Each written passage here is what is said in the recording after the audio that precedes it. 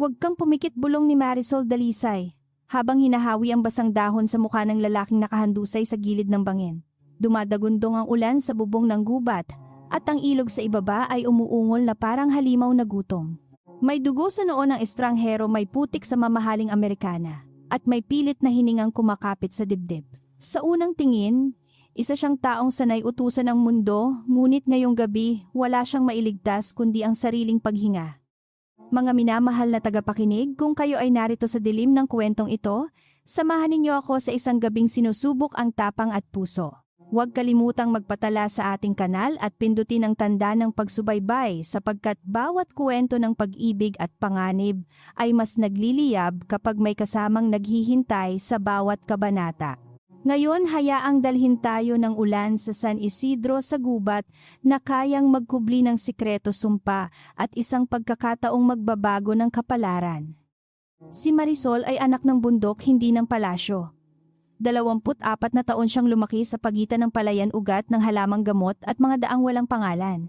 Payat ang kanyang katawan, ngunit matibay ang mga balikat.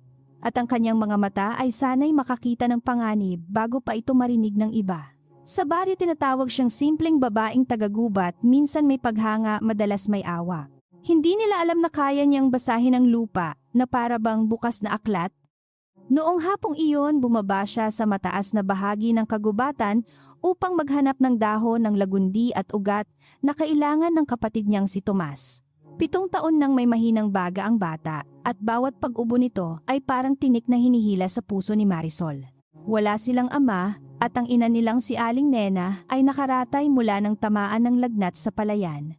Kaya si Marisol ang naging haligi, bantay, manggagamot at minsan ay espada ng kanilang maliit na tahanan. Bago pa man tuluyang magdilim, narinig niya ang unang kulog na kakaiba ang tunog.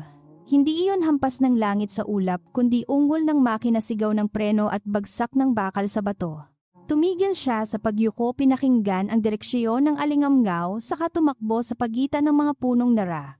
Ang ibang tao sa baryo ay maghihintay muna ng tulong, ngunit si Marisol ay hindi naturuang maghintay habang may buhay na nauubos. Sa gilid ng lumang daang pangtroso nakita niya ang sasakyang itim na halos nakabitin sa bangin. Basag ang harapang salamin, paikot ang usok mula sa makina. At ang gulong sa likod ay nakalubog sa putik na parang hinigop ng lupa. May bakas ng isa pang sasakyan sa malambot na daan, ngunit walang ibang tao. Kumunot ang noo ni Marisol. Ang aksidente ay maaaring dala ng bagyo, ngunit ang tahimik na pag-iwan sa sugatan ay ibang usapan. Hinila niya ang pinto, ngunit yumuko ang bakal na parang tumatanggi. Kinuha niya ang itak sa baywang, isinuksok sa pagitan ng pinto at haligi, saka buong lakas na inangat ang sira. Sa loob, nakasubsob ang lalaki sa manibela, may mahinang pulso at malamig na kamay. Napansin ni Marisol ang gintong singsing sa daliri nito, ang relo na kayang bumili ng kanilang kubo ng 10 ulit at ang mukhang dati lamang niyang nakikita sa mga lumang pahayagan sa munisipyo. Rafael Velasco, napabulong siya, hindi dahil humanga siya kundi dahil naunawaan niyang mas malaki ang panganib kaysa sa ulan. Ang lalaking ito ang pinakabatang pinuno ng Velasco Global, ang kumpanyang nagmamay-ari ng mga pantalan, bangko, lupain at mga pangakong madalas hindi umaabot sa mahihirap. May mga tsismis na darating siya sa lalawigan upang siyasatin ang proyektong pangkaunlaran sa kabundukan. May mga tsismis ding may ayaw siyang makarating ng buhay. Hindi nagtagal ang pag-iisip ni Marisol. Pinatay niya ang makina, tinanggal ang sinturon sa katawan ni Rafael at sinuri ang leeg nito bago siya humila. Masama ang bagsak ng balikat ng lalaki at may hiwa sa tagiliran na patuloy na dinidilaan ng ulan. Kumuha siya ng malinis na tela mula sa sariling bayong, idiniin iyon sa sugat, saka bumulong ng dasal na hindi niya inamin kanino man na inuusal pa rin niya kapag natatakot. "Makinig ka sa akin," sabi niya, habang pinipilit buksan ang mga talukap ng lalaki. "Hindi ko alam kung gaano kakayaman, pero dito sa gubat ang yaman ay hindi humihinga para sa iyo. Kung gusto mong mabuhay, susunod ka." Gumalaw ang pilik ni Rafael, at sa pagitan ng kidlat nakita niya ang mga matang madilim, pagod at puno ng ipinipigilang utos. Ngunit wala itong lakas upang magmando, kaya ang unang tagumpay ng gabi ay napunta sa babaeng hindi niya kilala. Sa kabilang panig ng daan may nabaling sanga. Hindi iyon kilos ng usa o baboy ramo. Matagal nang sanay si Marisol sa tunog ng hayop, at ang narinig niya ay bigat ng sapatos na pilit pinapatahimik. Pumikit siya sandali, sinukat ang distansiya, saka hinila si Rafael sa likod ng malaking puno. May dalawang ilaw na gumalaw sa ulan, tila mga matang hinahanap ang laman ng dilim. Naramdaman niyang may humabol sa sasakyan, at baka babalik upang tiyaking patay na ang sakay. Nasaan siya ungol ng isang lalaki mula sa itaas ng daan. Hindi siya maaaring malayo. Sabi ni Don Esteban, walang bakas na dapat maiwan. Lumamig ang batok ni Marisol. Alam niya ang pangalang Esteban Velasco dahil madalas itong marinig sa radyo ang pinsang ngumiti sa tabi ni Rafael sa mga larawan ng negosyo. Kung totoo ang narinig niya, hindi lang ito aksidente. Isa itong pangangaso at siya ngayon ang tanging hadlang sa pagitan ng biktima at mga mangangatay. Hinawakan niya ang bibig ni Rafael bago pa ito makapaglabas ng tunog. Dumilat ang lalaki, galit at litong-lito, ngunit nang makita niya ang daliri ni Marisol sa labi at ang mga ilaw sa likod ng ulan, nanahimik siya. Ilang sandali silang magkadikit sa putik, ang hininga niya ay mabagal, ang hininga nito ay putol-putol. Hindi dapat siya makaramdam ng kakaibang kirot sa dibdib dahil estranghero ito, ngunit ang bigat ng katawan nito ay tila nagdala ng kapalarang hindi niya matatakasan. May munting bangin sa kanan, may baging na nakalaylay mula sa matandang balete at may lagusan ng ligaw na kawayan sa ibaba. Iyon ang daang hindi alam ng mga tagalungsod, daang ginagamit lamang ng mga batang nangunguha ng pulot at matatandang naghahanap ng halamang ugat. Isinabit ni Marisol ang isang kamay ni Rafael sa kanyang balikat, itinulak ang kanyang tuhod sa lupa at dahan-dahang gumapang pababa. Hindi siya humingi ng pahintulot sa takot. Matagal na niyang alam na ang takot ay sumusunod lamang sa taong humihinto. Bawat hakbang pababa ay parusang ipinasan ng kanyang kalamnan. Mabigat si Rafael at ang dugong tumutulo mula rito ay nagiiwan ng bahid na kailangang burahin ng ulan. Sa itaas lumalakas ang sigawan ng mga lalaki. Isang bala ang pumutok at tumama sa puno sa kanilang kaliwa. Napayuko si Marisol, hinila ang ulo ni Rafael palapit sa dibdib at kinagat ang sariling labi upang hindi mapasigaw. Sa unang pagkakataon sa gabing iyon, naisip niyang baka hindi sapat ang tapang niya. Ngunit naalala niya si Tomas, ang kapatid na laging nagtatanong kung bakit ang mabubuti ay madalas natatalo. Naalala niya ang ama si Mang Celso na namatay sa pagguho ng lupa matapos pumutol ang mga ilegal na mangangahoy sa itaas ng baryo. Naalala niya ang mga lalaking nakaputing barong na nangakong tutulong ngunit nag-iwan lamang ng papel, lagda at katahimikan. Kung si Rafael ang susi sa pagbukas ng lihim na iyon, hindi niya hahayaang mamatay ito sa putikan. Nang marating nila ang patag na bahagi malapit sa tuyong sapa, hiniga niya si Rafael sa ilalim ng palumpong at pinakinggan ang paligid. Lumayo ang mga tinig sa itaas na linlang ng agos at kulog. Mabilis niyang tinahi ng telang pinunit mula sa sariling palda ang hiwa sa tagiliran, saka dinikdik ang dahon ng yerba buena at ipinahid sa paligid ng sugat upang mapigil ang pamamaga. Hindi iyon himala, ngunit sa gubat ang maliit na ginhawa ay minsan sapat upang ipagpaliban ang kamatayan. Bakit mo ginagawa ito? Paos na tanong ni Rafael, unang buong pangungusap na lumabas sa kanyang bibig. May pagdududa sa tinig niya, sanay sa mundong ang bawat tulong ay may kapalit. Tiningnan siya ni Marisol, basa ang buhok sa pisngi, putik ang nasa baba ngunit matatag ang titig. Dahil humihinga ka pa, sagot niya. At dahil hindi ako pinalaki ng nanay ko para iwan ang sugatan sa kamay ng mga duwag. May saglit na katahimikang mas malakas kaysa ulan. Si Rafael, na sanay tumingin sa tao bilang kakampi, kalaban o panganib, ay hindi agad nakahanap ng pangalan para sa babaeng ito. Wala itong hininging pabuya, wala itong takot sa kanyang apelido, at wala rin itong pagnanais na purihin siya. Nakita niya ang galos sa mga kamay nito, ang tiyak na kilos ng daliri at ang kapayapaang hindi nakukuha sa silid pulong. Sa gitna ng sakit, unang beses siyang nahiya sa sariling hinala. Hindi nila maaaring gamitin ang pangunahing daan patungo sa baryo. Alam ni Marisol na kung may mata si Esteban sa gubat, may tainga rin siya sa himpilan sa tindahan at maging sa kapilya. Kaya pinili niya ang lumang landas ng mga mangangaso paakyat sa likod ng talon kung saan ang ambon ay bumubura sa amoy ng dugo. Binalot niya ang paa ni Rafael ng dahon upang hindi madaling makita ang bakas, saka inilagay sa kanyang kamay ang isang patpat. Kung matutumba ka, hihilahin kita. pero wag mong subukang mamatay. Mahinang natawa si Rafael, isang tunog na agad na palitan ng ungol. Palagi ka bang ganito magsalita sa mga taong inililigtas mo? Sa mga matigas ang ulo? Oo, sagot ni Marisol. Hindi siya ngumiti ngunit may kislap sa mga mata niya. Sa ilalim ng takot may kakaibang init na gumalaw sa pagitan nila, manipis ngunit matigas tulad ng sinulid na kayang magtahi ng sugat. Hindi pa iyon pag-ibig. Mas maaga iyon sa pangalan at mas delikado kaysa awa. Habang umaakyat sila sa madulas na bato, lumabo ang paningin ni Rafael. May mga larawang sumulpot sa isip niya, ang pagpupulong sa Maynila, ang lihim na ulat tungkol sa pagnanakaw sa pondo ng kabundukan, ang ngiti ni Esteban nang ipilit nitong siya na lamang ang humarap sa mga lokal na opisyal. Naalala rin niya ang huling tawag mula sa sariling tagapayo babalang may gumagalaw sa loob ng kumpanya. Ngayon sa bawat hakbang ang mga piraso ay nagsimulang magdugtong na parang lubid sa leeg. Sa kabilang dako iniisip ni Marisol ang kapalit ng gabing ito. Kapag nalaman ng mga tauhan ni Esteban na siya ang kumuha kay Rafael, hindi lang siya ang hahabulin. Madadamay si Tomas, si Aling Nena, at ang buong baryong matagal nang takot magsalita. Ngunit may mas mabigat na tanong na kumakain sa kanya. Kung hindi niya ililigtas ang lalaki, sino ang susunod na ililibing ng gubat? Ang katahimikan ay matagal nang pabor sa masasama at sawa na siyang maging tahimik.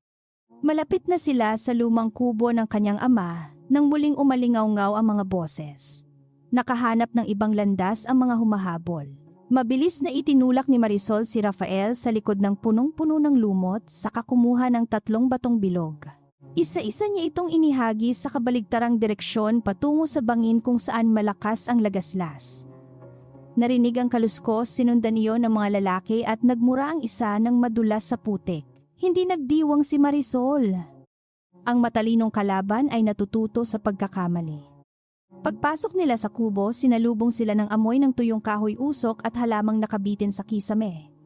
Maliit ang lugar ngunit malinis, may banig sa sulok, tapayan ng tubig at lumang lamparang minana pa sa lolo. Inihiga ni Marisol si Rafael sa mesa dahil iyon ang pinakamatibay na patungan, saka sinindihan ng ilawan. Sa liwanag lalo niyang nakita ang kabataan sa mukha ng lalaki, hindi bata ngunit hindi rin kasing tigas ng mga larawang ipinipinta ng pahayagan. Mananatili ka rito hanggang humupa ang habulan, sabi niya habang hinihiwa ang manggas ng basang damit nito. Hindi mo ako kilala, sagot ni Rafael, namumuo ang pag-iingat sa mga mata. At hindi mo rin ako kilala, tugon niya. Kaya patas tayo. Pinagmasdan siya ni Rafael habang inilalagay niya ang mainit na tubig sa sugat at tinitiis ang amoy ng dugo. Sa ibang lugar, sanay siya ang may huling salita. Sa kubong iyon, ang kapangyarihan ay nasa kamay ng babaeng may karayom. Sa mansyon ng mga Velasco sa Maynila, nakatayo si Esteban sa tabi ng malaking bintanang pinapalo rin ng ulan. May hawak siyang baso ngunit hindi niya iniinom ang laman. Sa harap niya yumuko ang isang tauhang basang-basa sa pagpasok. Hindi namin nakita ang katawan, sabi nito. Kumunot ang panga ni Esteban ngunit hindi nawala ang ngiti. Sa loob niya kumukulo ang galit na pinalaki ng inggit sa loob ng maraming taon. Hindi niya kayang tanggapin na kahit kamatayan ay maaaring suwayin ni Rafael. Hanapin ninyo siya, malamig niyang utos. Kung buhay pa siya, patayin. Kung may tumulong, burahin din. Sa mga salitang iyon, lumitaw ang tunay niyang anyo, hindi pinsang nag-aalala, kundi lalaking nalunod sa pagnanasa sa kapangyarihan. Matagal niyang pinanood si Rafael na purihin ng pamilya, sundin ng lupon at pagkatiwalaan ng mga dayuhang kasosyo. Para kay Esteban, hindi mahalaga kung sino ang mas karapat-dapat. Ang mahalaga ay sino ang may lakas na agawin ng trono kapag namatay ang hari. Sa kubo biglang nanginig si Rafael at bumilis ang kanyang lagnat. Marisol ay kumilos ng walang alinlangan. Pinainom niya ito ng pinaglagaan ng luya at tanglad, pinalitan ng basang tela sa noo at ibinalot sa kumot na tinahi ng kanyang ina. Habang nakayuko siya, hinawakan ni Rafael ang pulso niya. Mahina ang kapit ngunit sapat upang mapatigil siya. May kasama akong talaan, bulong nito. Sa loob ng sasakyan. Patunay sa pagnanakaw. Kailangan kong mabawi. Patunay muna o buhay mo muna, tanong ni Marisol, ngunit alam niyang pareho ang sagot. Kung patunay iyon ng krimen sa bundok, maaaring konektado iyon sa pagkamatay ng kanyang ama at pagdurusa ng baryo. Tumayo siya, kinuha ang lumang balabal at tumingin sa bintana kung saan ang ulan ay unti-unting humihina. Hindi ka gagalaw, sabi niya. Babalikan ko ang sasakyan bago sumikat ang araw. Kapag may dumating, huwag kang magpakabayani. Dito ang bayani ay madalas nauuna sa libingan. Ayaw siyang paalisin ni Rafael ngunit wala siyang lakas na pigilan kahit ang hangin. Nakita niyang tumalikod si Marisol maliit sa harap ng dilim ngunit hindi nadudurog. Sa kanyang mundo, maraming taong may titulong tagapangalaga ngunit kakaunti ang may tapang na bumalik sa panganib para sa katotohanan. May bagay na kumirot sa dibdib niya hindi mula sa sugat, kundi mula sa pagkabatid na ang babaeng ito ay maaaring mas mahalaga kaysa sa anumang alyansang itinayo niya sa loob ng salamin at bakal.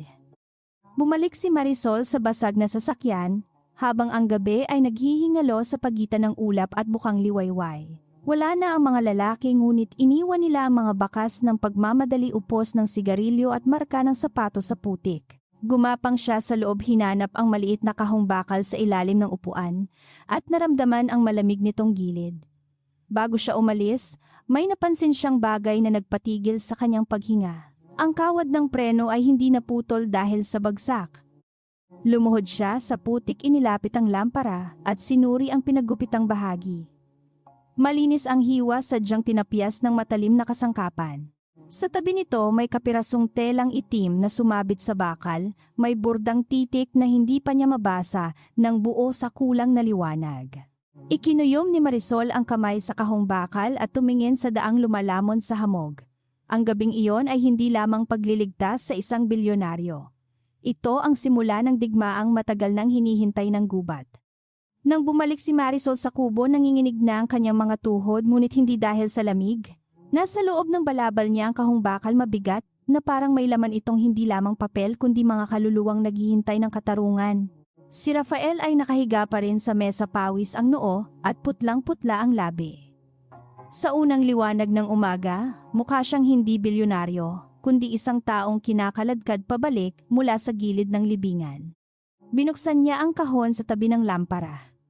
May mga larawan ng putol na puno, listahan ng bayad sa mga opisyal at talaan ng lupaing binili sa pangalang iba ngunit malinaw na konektado sa Velasco Global. Hindi agad naintindihan ni Marisol ang lahat, ngunit sapat ang nakita niya upang kumulo ang dugo niya. May petsa sa taon ng pagguho ng bundok na pumatay sa kanyang ama. May pirma ring malapit sa apelyido ni Esteban, parang ahas na nakatago sa pagitan ng mga numero. Nasaan ang kopya, bulong ni Rafael habang pilit na bumabangon.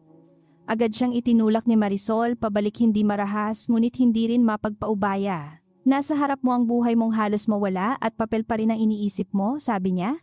Pinilit ni Rafael na ngumiti ngunit ang sakit ay bumasag sa kayabangan niya. Ang papel na iyan, ang dahilan kung bakit may nagputol ng preno ko.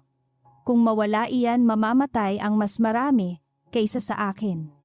Hindi sumagot si Marisol. Kinuha niya ang tela, pinunasan ang dugo sa gilid ng kanyang sugat at pinakiramdaman kung may lumalalang pamamaga. Sanay siyang mag-alaga sa may sakit ngunit iba ang katawan ni Rafael. Ang balat nito ay sanay sa malamig na silid at malambot na higaan, hindi sa kahoy na mesa at dahong gamot.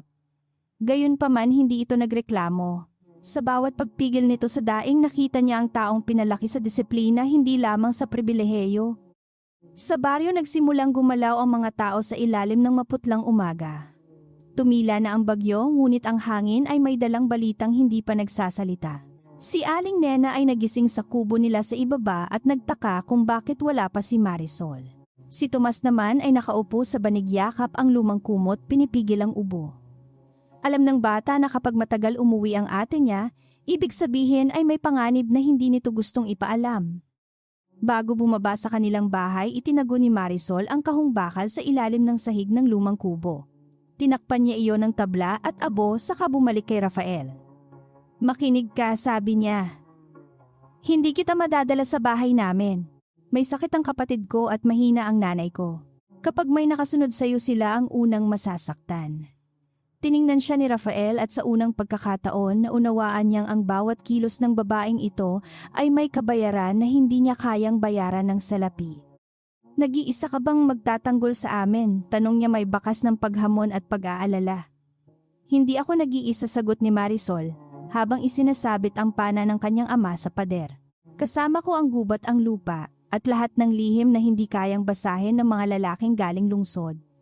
Dapat sana ay natawa si Rafael, ngunit ang katahimikan sa mga mata niya ay pumigil sa kanya. Sa mundong pinagmulan niya ang lakas ay may guwardiya armas at lagda. Dito ang lakas ay alaala. Sa Maynila sumikat ang araw sa salaming tore ng Velasco Global na parang walang dugong nabuhos sa bundok. Nagtitipon ang mga tagapamahala sa silid na may mahabang mesa, bawat isa ay may hawak na tasa ngunit walang naglalakas loob uminom. Si Esteban Velasco ay pumasok na nakaitim na Amerikana, maayos ang buhok, mahinahon ng mukha. Sa mga mata ng marami dala niya ang bigat ng pinsang nawawala. Sa sariling puso dala niya ang gutom ng taong malapit nang makaupo sa trono. Hanggang ngayon, wala pa ring tiyak na ulat, sabi ng isang direktor. Ngunit natagpuan ang sasakyan ni Ginoong Rafael na wasak. May dugo sa loob. Ibinaba ni Esteban ang tingin, sapat ang lungkot upang paniwalaan, kulang ang sakit upang masayang. Ipagdasal natin siya, sagot niya. Subalit hindi maaaring tumigil ang kumpanya. Kung wala siyang kakayahang mamuno, may tungkulin tayong protektahan ang mga empleyado, kasosyo at pamana ng pamilya. Ang bawat salita ay tila kandilang sindi sa libing, na siya mismo ang naghanda. May ilang sumang-ayon dahil takot, may ilan dahil nabili na, at may ilan dahil hindi pa alam kung saan pupunta ang katotohanan. Nasa dulo ng mesa si Lucio Medina, matandang abogado ni Rafael, tahimik ngunit matalim ang tingin. Hindi niya nagustuhan ang bilis ng lungkot ni Esteban ni ang paraan ng pagbanggit nito sa kapangyarihan na parang ari-arian. Ngunit wala siyang patunay. Sa mundo ng negosyo ang kutob ay usok lamang kapag walang apoy na maipapakita sa kamay. Sa lumang kubo nagising si Rafael mula sa isang panaginip ng basag na salamin. Nakaupo si Marisol sa tabi ng pintuan, hinahasa ang maliit na itak habang nakikinig sa paligid. Ang sinag ng araw ay dumaraan sa siwang ng dingding at tumatama sa pisngi niya. Wala siyang alahas, wala siyang pabango, at wala siyang anumang palamuti maliban sa tibay na hindi maitatago ng kapayakan. Pinagmasdan siya ni Rafael ng mas matagal kaysa nararapat, saka biglang inalala ang pag-iingat. Paano ko malalaman na hindi mo ko ibebenta kapag may pabuya, tanong niya. Hindi nagtaas ng tingin si Marisol. Kung pera ang habol ko, iniwan na sana kitang buhay sa gitna ng daan at tinawag ang mga humahabol sa'yo. Tumahimik siya, ngunit hindi pa tapos ang kanyang hinala. Maaaring mas mataas ang presyo ko kapag ligtas ako. Doon siya tumingin. At maaaring mas payapa ang buhay ko kung hinayaan kitang mamatay. Pareho tayong maraming maaaring isipin. Tinamaan si Rafael ng sagot niya, hindi dahil bastos iyon kundi dahil makatarungan. Buong buhay siyang pinalibutan ng mga taong sumusukat ng bawat ngiti, bawat tulong at bawat paglapit. Hindi niya alam kung paano haharapin ang taong may kakayahang tumulong nang walang lihim na kasunduan. Humihingi ako ng tawad, mahina niyang sabi. Natigilan si Marisol sapagkat hindi niya inaasahan ang paghingi ng paumanhin mula sa isang taong gaya niya. Huwag kang humingi ng tawad kung uulitin mo rin. Sagot niya, ngunit lumambot ang tinig. Dumating si Tomas bago tanghali, palihim na umakyat sa lumang daan kahit bawal sa kanya.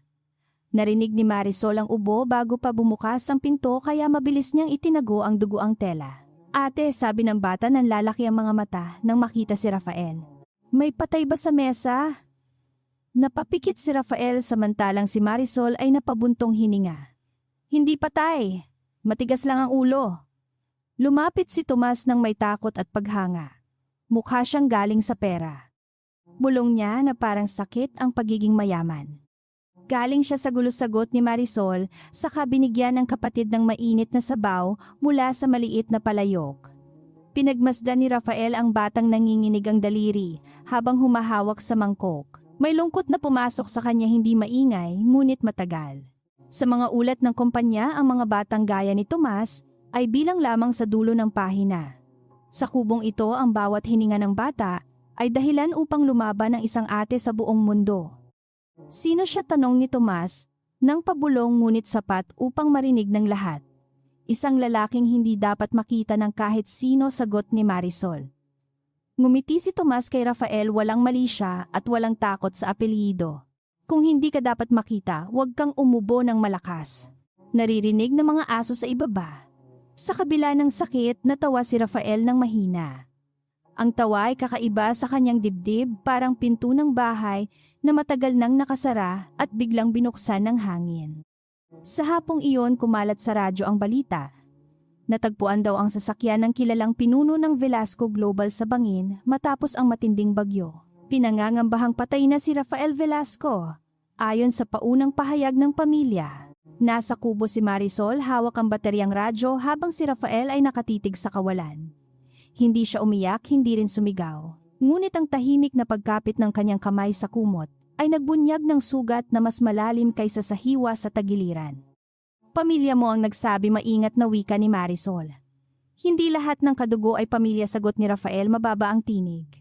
Sa loob niya gumalaw ang alaala ng kabataang kasama si Esteban sa lumang hardin ng mansyon. Noon pareho silang nangangarap, ngunit iba ang naging hugis ng gutom. Si Rafael ay natutong pasanin ang tungkulin, si Esteban ay natutong bilangin ang lahat ng bagay na hindi napunta sa kanya. Ngayon, ang inggit ay naging patalim na nakarating sa preno ng sasakyan. Sinubukan ni Rafael na umupo upang magplano, ngunit agad siyang nahilo. Nahuli siya ni Marisol bago bumagsak. Ilang sandali nakasandal ang noo niya sa balikat nito at ang bigat ng kanyang katawan ay hindi na lamang pasanin. Naamoy niya ang usok dahon ulan at isang uri ng katapatan na hindi nabibili. Si Marisol naman ay natigilan sa init ng kanyang hininga sa leeg. Pinagsabihan niya ang sariling puso na huwag malito sa awa sapagkat ang awa ay mapanganib kapag may mukha. May taong dapat kong matawagan, sabi ni Rafael nang makabawi. Si Lucio Medina. Abogado ko siya at dating kaibigan ng ama ko. Kung buhay pa ang kanyang katapatan, siya ang makakatulong. Umiling si Marisol. Ang tawag ay bakas. Ang bakas ay daan para sa humahabol. Hindi ako maaaring magtago habang inaagaw ni Esteban ang kumpanya. At hindi ka rin maaaring lumaban habang hindi ka makatayo. Pareho silang tama, kaya pareho silang nainis sa isa't isa. Sa baryo dumating ang dalawang lalaking kunwaring naghahanap ng nawawalang turista. Nagpakita sila ng larawan ni Rafael sa tindahan ni Mang Doro at nagtanong kung may nakitang sugatan sa gubat. Ang mga tao ay umiwas ng tingin sanay sa panganib na may dalang pera. Si Aling Nena na bumibili ng asin narinig ang tanong at naramdaman ang bigat sa sikmura. Hindi niya alam ang lahat, ngunit kilala niya ang katahimikan ng sariling anak. Alam niyang si Marisol ay nasa gitna ng unos. Pagbalik ni Aling Nena sa bahay, hinintay niya si Marisol sa ilalim ng punong santol. Nang bumaba ang dalaga mula sa likod na landas, sinalubong siya ng matang pagod ngunit matatag. Anak, ano ang dinala mo mula sa gubat? Tanong ng ina. Hindi nagsinungaling si Marisol, sapagkat ang kanilang buhay ay marami ng pinagdaanang hirap upang dagdagan pa ng huwad. Isang sugatan na hinahabol ng masamang tao, sagot niya, at maaaring dala niya ang sagot kung bakit namatay si tatay. Napaupo si Aling Nena ngunit hindi gumuho. Matagal na niyang pinaghinalaan na ang pagguho ng bundok na pumatay kay Celso ay hindi lamang gawa ng ulan. May mga punong nawala bago iyon, may truck na dumaan sa gabi, at may opisyal na biglang yumaman matapos ilibing ang kaso. Kung ganyan, mahina niyang sabi, hindi natin siya maaaring itapon. Napuno ng luha ang mga mata ni Marisol ngunit hindi niya pinabagsak. Sa pamilya nila ang pag-iyak ay ginagawa pagkatapos maligtas ang buhay. Hindi habang may kaaway pa. Kinagabihan, nagdala si Marisol ng sabaw, tuyong damit ng kanyang ama at ilang gamit mula sa bahay. Natagpuan niyang gising si Rafael, nakatingin sa nakasinding lampara na parang kinakausap ang sariling mga kasalanan. Noon ko pa dapat siniyasat ang bundok na ito, sabi niya nang hindi siya tinitingnan. Marami akong ulat na pinirmahan, maraming proyekto na pinagkatiwalaan sa iba. Inisip kong sapat ang mabuting layunin. Ibinaba ni Marisol ang dala. Ang mabuting layunin ay hindi sapat kapag ang masasama ang may hawak ng lagari. Hindi niya sinabi iyon upang saktan siya, ngunit tinanggap ni Rafael na nasugatan siya. Sa kauna-unahang pagkakataon, nakita niya ang sariling pagkukulang hindi bilang pagkakamaling pangnegosyo, kundi bilang buhay na nasira. Ang ama ni Marisol ang mga batang inuubo dahil sa alikabok ng minahan ang mga magsasakang nawalan ng irigasyon. Lahat sila ay nasa likod ng malinis na mga dokumentong dati niyang pinirmahan. Tutuwid ako, sabi niya. Hindi dahil nasaktan ako, kundi dahil matagal na kayong nasasaktan. Pinagmasdan siya ni Marisol at hinanap kung mayabang sa pangako. Wala siyang nakita kundi pagod galit sa sarili at determinasyong unti-unting nagiging apoy. Hindi madaling tuwirin ang baluktot na itinayo ng mayayaman, sabi niya. Maraming kamay ang kakapit sa lalamunan mo bago ka makarating sa katotohanan. Tumango si Rafael. Kaya kailangan ko ng taong marunong makakita ng daang hindi nakikita ng iba. Naramdaman ni Marisol na hindi lang tulong ang hinihingi niya. Tiwala iyon. At mas mabigat kaysa kahon. Sa labas gumalaw ang isang anino sa pagitan ng kawayan. Tumahimik si Marisol, itinaas ang kamay at agad na naunawaan ni Rafael. Pinatay niya ang lampara kahit sumakit ang kanyang tagiliran sa biglang kilos. May yabag na dahan-dahan sa paligid ng kubo, kasunod ang mahinang pagsipol na tila hudyat.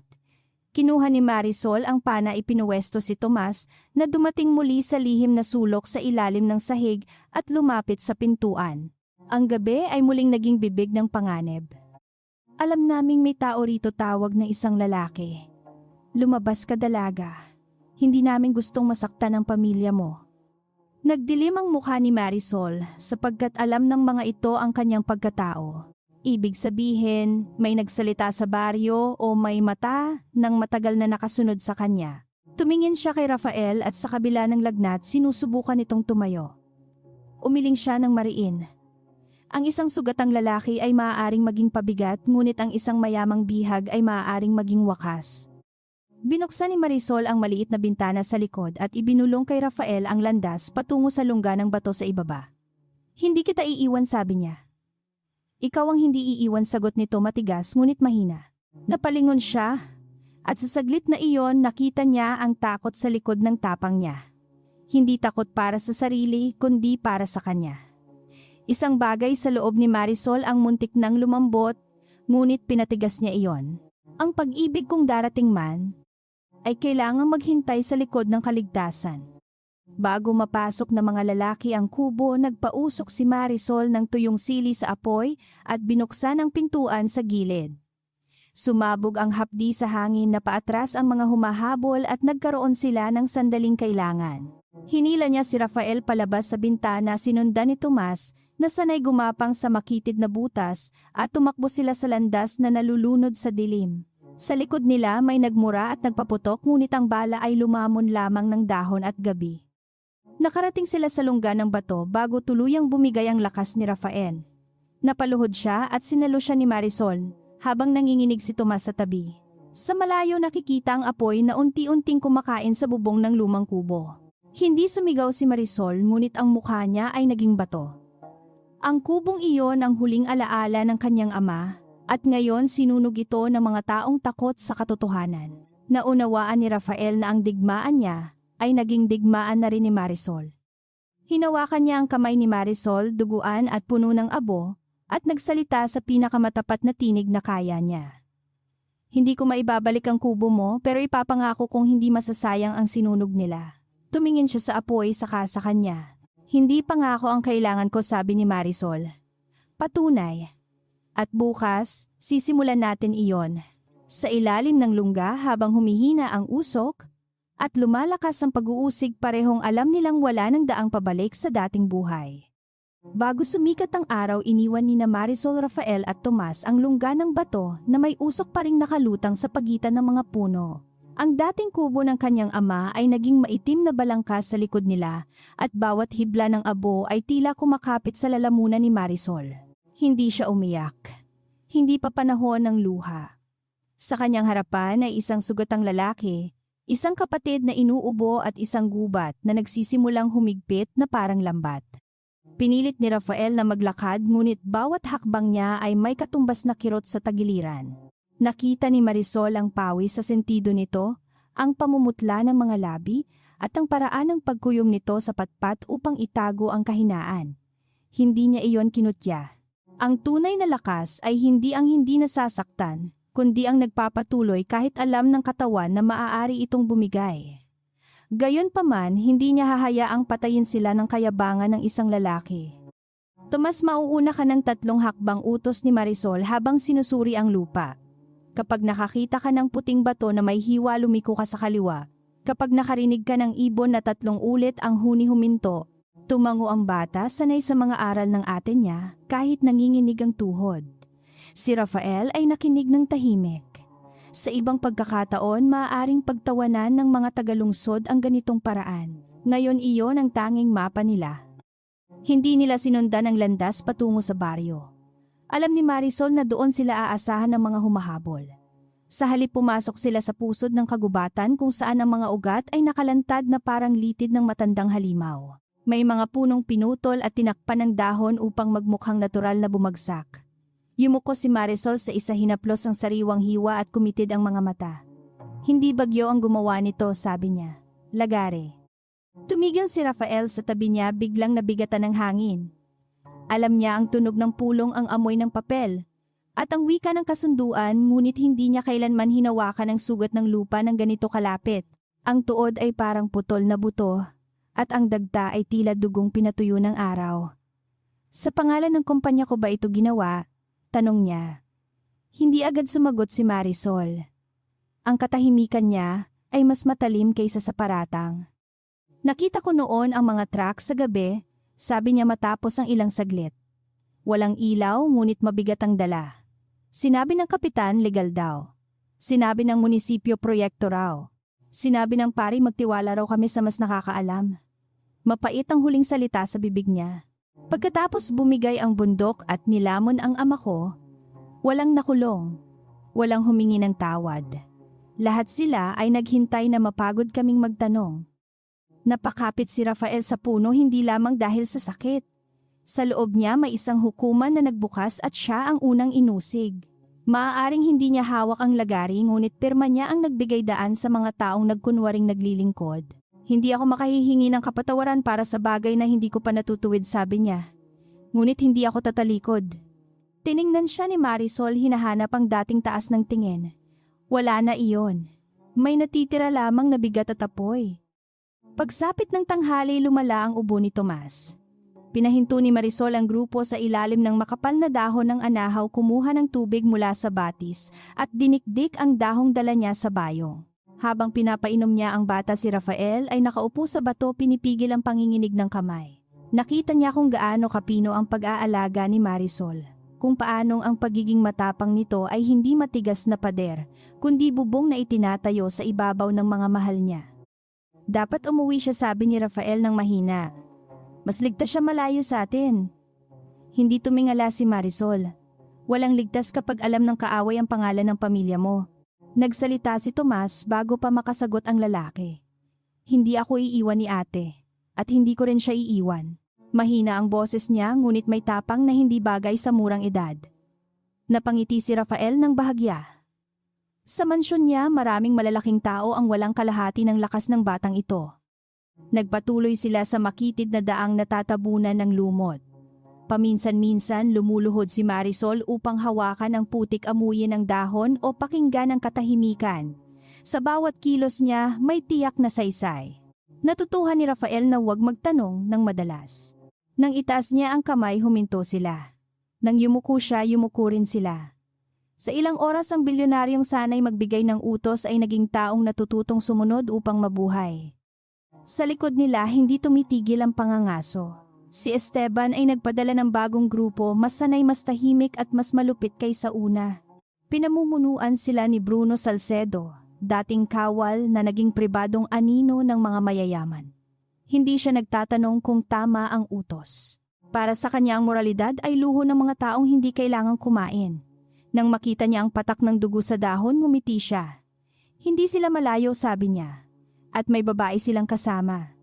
Sa sariling isip, minamaliit ni Bruno si Marisol. Para sa kanya, isang babaeng tagabundok lamang iyon, sanay sa dahon at palayok, hindi sa habulan ng mga armadong lalaki. Hindi niya alam na ang pagmamaliit ay ang unang pagkakamali ng mga taong hindi marunong makinig sa lupa. Habang sumusunod sila sa maling bakas na iniwan ni Marisol, unti-unti silang dinala ng mga sanga patungo sa putikan na nilalamon ng paa hanggang tuhod. Doon unang bumagal ang mga mangangaso.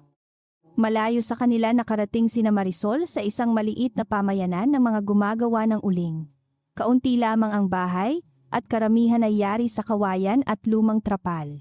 Ang mga tao ay tumingin sa kanila, nang may takot lalo na nang makita ang dugo sa damit ni Rafael. Isang batang babae ang lumabas mula sa kubo payat may matang malalim ang lungkot. Nakilala siya ni Marisol. Lina, tawag niya maingat. Nasaan ang lola mo? Lumapit ang bata ngunit nanatiling nakatingin kay Rafael. Nasa loob. Masakit ang tuhod. Pagkatapos ay bumulong siya kay Marisol. Siya ba ang may-ari ng mga truck? Tumahimik ang paligid. Narinig ni Rafael ang tanong na parang sampal. Hindi galit ang mukha ng bata, mas masahol iyon. May pagod na paghahanap ng sagot. Si Marisol ay lumuhod sa harap niya. Siya ang taong maaaring magpahinto sa kanila kung mabubuhay siya. Lumabas ang matandang si Lola Pacing nakasandal sa tungkod. Kinilala niya si Marisol ngunit ang tingin niya kay Rafael ay puno ng mapait na alaala. Ang anak kong si Dario ay nagbantay sa checkpoint, sabi niya. Sinabi niyang may illegal na troso. Kinabukasan natagpuan siya sa ilog. Aksidente raw. Napayuko si Lina at ang maliit na kamay niya ay kumapit sa palda ng lola. Wala siyang sigaw, ngunit ang kanyang katahimikan ay humingi ng hustisya ng mas malakas kaysa alinmang talumpati. May nakita ba kayong dumaan itong mga araw, tanong ni Marisol? Tumango si Lola Pacing at itinuro ang silangan. May lumang himpilan ng bantay gubat. Doon nagtatago noon ang mga lalaking may dalang papel at baril. Nang mamatay si Dario, sinabihan kami na huwag lumapit. Kumislap ang mga mata ni Rafael. Maaaring doon nila itinago ang mga kopya ng talaan. Napailing si Marisol. O doon nila tayo hihintayin kapag nalaman nilang buhay ka? Binigyan sila ni Lola Pacing ng tuyong kamote, kaunting asin at lumang kumot. Tumanggi si Rafael sa una dahil alam niyang mahirap ang buhay ng matanda. Ngunit tinignan siya nito ng matalim. Hindi ito limos. Ito ay puhunan sa katotohanan. Tinanggap niya ang pagkain gamit ang dalawang kamay at sa munting kilos na iyon ay may nabuwag na bahagi ng kanyang dating sarili. Natuto siyang ang dangal ng mahirap ay hindi dapat sukatin sa dami ng maibibigay kundi sa bigat ng isinasakripisyo. Bago sila umalis, lumapit si Lina kay Rafael. Inabot nito ang isang maliit na piraso ng metal na may nakaukit na tanda ng kumpanya. Nakita ko ito sa tabi ng katawan ni tatay, sabi niya. Itinago ko kasi sabi nila bawal. Baka kailangan ninyo. Kinuha iyon ni Rafael na parang tumatanggap ng banal na bagay. Hindi niya kayang tumingin agad sa bata. Nang sa wakas ay nagawa niya, sinabi niya. Hindi ko maibabalik ang ama mo, pero hindi ko hahayaang manatiling kasinungalingan ang pagkamatay niya. Sa pag-alis nila nagbago ang hangin. May amoy ng langis at bagong putol na kahoy. Itinaas ni Marisol ang kamay. Sa unahan may makikitang daang ginamitan ng makina sariwa ang gulong at malalim ang ukit sa putik. Malapit na tayo sa kanilang ugat, bulong niya. Si Tomas ay napalunok ngunit hindi umatras. Si Rafael ay muling nanghina subalit ang hawak niya sa metal ni Lina ay naging mas mahigpit. Ang ebidensiya ay hindi na papel lamang. May mukha na ito. Nang lumalim ang hapon, nakita nila ang unang kampo ng mga ilegal na mga ngahoy. Walang tao roon ngunit may iniwang apoy lata ng pagkain lubid at mga marka ng kahoy na nakatakdang hakutin. Si Marisol ay lumapit sa isang salansa ng troso at nakita ang pulang pintura sa dulo. Alam niya ang tanda. Iyon ang dating nakita ng ama niya bago ito mamatay. Biglang nanikip ang dibdib niya ngunit pinilit niyang huminga. Hindi niya hahayaang gawing kahinaan ng alaala. May naririnig ako, bulong ni Tomas. Sa malayo may makina mahina ngunit papalapit. Mabilis na kumilos si Marisol. Inutusan niya si Tomas na umakyat sa mababang sanga saka tinulungan si Rafael na magtago sa likod ng mga troso. Kinuha niya ang lubid sa kampo, ikinabit sa pagitan ng dalawang tuod at tinakpan ng dahon. Hindi ito patibong para pumatay. Ito ay sapat lamang upang pabagsakin ang unang hahabol at bigyan sila ng ilang sandaling mabuhay. Dumating ang tatlong lalaki mula sa silangang daan. May baril ang isa, may radyo ang ikalawa at ang ikatlo ay may hawak na larawan ni Rafael na basang-basa na sa ulan. Sigurado ka bang dumaan sila rito, tanong ng may radyo? Sabi ni Bruno, may batang kasama. Hindi sila makakalayo. Narinig ni Rafael ang pangalan at napakunot ang noo. Kilala niya si Bruno bilang tagapayo sa seguridad na minsang inirekomenda ni Esteban. Ang dumi, ay hindi lamang nasa labas ng kumpanya. Nasa mismong ugat ito. Nang lumapit ang unang lalaki, hinila ni Marisol ang lubid. Bumagsak ito sa putik at tumama ang ulo sa tuod. Bago makasigaw ang dalawa, tumalon si Marisol mula sa gilid, hinampas ng patpat ang kamay ng may baril at sinipa ang radyo palayo. Si Rafael kahit sugatan ay tumayo at ginamit ang patpat upang harangin ang isa pang lalaki. Hindi siya kasing bilis ng dati, ngunit ang galit at pagnanais mabuhay ay nagbigay ng lakas sa kanyang nanghihinang katawan. Takbo sigaw ni Marisol nang makita niyang may paparating pang ilaw mula sa daan. Kinuha niya ang baril, ngunit tinanggal ang bala at itinapon sa sapa. Hindi siya mamamatay tao kung may ibang paraan, kahit ang mundo ay pilit siyang tinutulak sa kadiliman. Hinila niya si Rafael, tinawag si Tomas at tumakbo sila patungo sa mas masukal na bahagi. Sa likod nila sumabog ang sigawan at sa pagitan ng mga puno ay umalingaw-ngaw ang utos ni Bruno na huwag silang hayaang makarating sa himpilan. Lumalim ang gabi bago nila narating ang lumang himpilan ng Bantay Gubat. Nakatayo ito sa gitna ng lantad na bahagi ng kagubatan, yari sa lumang kahoy at kalawangin na bubong, may watawat na kupas at bintanang basag. Sa paligid nito ay may damong hanggang baywang at sa likod ay isang tuyong balon. Mukhang matagal nang inabandona, ngunit nakita agad ni Marisol ang bagong yabag sa lupa. May pumasok dito kamakailan at maaaring hindi pa tuluyang umalis ang panganib. Pumasok sila sa pamamagitan ng likod na pinto na halos nakabitin na sa bisagra. Sa loob, amoy amag, papel at lumang usok. May mesa, sirang kabinet at pader na puno ng kupas na mapa ng kabundukan. Si Tomas ay nanatili sa may bintana upang magbantay habang si Marisol ay naghanap ng anumang maaaring gamitin. Si Rafael ay lumapit sa kabinet, napansin ang gasgas sa sahig at itinulak ang mabigat na kahon sa gilid. Sa ilalim nito ay may nakatagong takip na kahoy. Tinulungan siya ni Marisol na buksan iyon.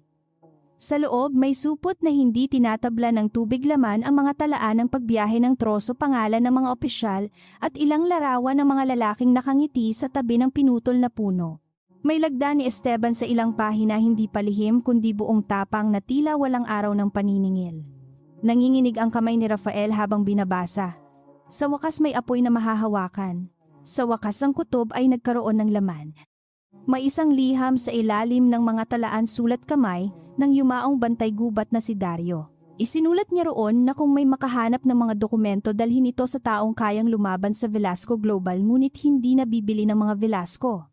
Napatingin si Rafael kay Marisol sapagkat ang pangungusap ay parang sumpang inihagis sa kanilang dalawa. Akala niya kalaban ang buong pangalan ko, sabi niya. Marahil tama siya noon, sagot ni Marisol. Ang tanong ay kung magiging iba ka ngayon. Bago siya makasagot, sumipol si Tomas mula sa bintana. Ate, may ilaw. Pinatay ni Marisol ang lampara at sumilip sa siwang ng dingding. Sa labas, 4 na sinag ang gumagalaw sa damuhan, dahan-dahan sanay at walang pagmamadali. Nasa gitna si Bruno, kalmado ang mukha habang hawak ang baril sa baba. Rafael Velasco, tawag nito sa dilim. Hindi mo kailangang pahirapan ang babaeng iyan. Ibigay mo ang sarili mo at baka hayaan naming mabuhay ang bata. Sumikip ang dibdib ni Marisol, ngunit hindi siya umatras. Si Rafael ay tumingin sa kanya at sa unang pagkakataon hindi pagdududa ang nasa mata niya kundi buong tiwala. Inabot niya ang supot ng mga dokumento at inilagay iyon sa mga kamay niya. Ikaw ang mas makakaalis dito, bulong niya. Umiling si Marisol. Hindi ako tumatakbo, dala ang katotohanan habang iniiwan ng taong dahilan kung bakit ito magsasalita. Sa labas papalapit ang mga yapak. Sa loob ang takot ay naging plano. Sa loob ng lumang himpilan huminga si Marisol ng mabagal habang gumagapang ang mga ilaw sa bitak ng dingding. Si Bruno ay hindi tulad ng unang mga tauhan ni Esteban. Wala siyang pagmamadali at iyon ang nagpasikip sa gabi. Ang taong marunong maghintay ay mas mapanganib kaysa sa taong madaling magalit. Hawak ni Marisol ang supot ng mga dokumento habang si Rafael ay nakaharang sa harap ni Tomas kahit nanginginig pa ang mga tuhod sa lagnat. May lumang lagusan sa ilalim ng sahig, bulong ni Marisol, naaalala ang kwento ng ama tungkol sa himpilang ito. Ginagamit iyon ng mga bantay kapag may baha. Hinanap niya ang tabla na mas bago ang tunog kesa sa iba, saka pinilit buksan gamit ang itak. Sa labas, tumigil si Bruno sa tapat ng pintuan. Huling pagkakataon, Rafael tawag nito. Huwag mong gawing libingan ng bata ang lugar na ito. Kumislap ang puot sa mata ni Rafael. Hindi sumagot si Rafael dahil natutuhanan niyang may mga laban na hindi binubuksan ng salita. Tinulungan niya si Tomas bumaba sa makitid na butas, kasunod si Marisol habang siya ang huling sumunod. Nang bumigay ang pinto sa sipa ng mga tauhan, inihagis ni Marisol ang tuyong pulbos mula sa lumang lata sa apoy ng lampara. Pumutok ang makapal na usok mapait sa mata at baga. Ang sigaw ng mga lalaki ay nagsapawan sa dagundong ng lumang kahoy. Gumapang sila sa lagusang amoy lupa at kalawang.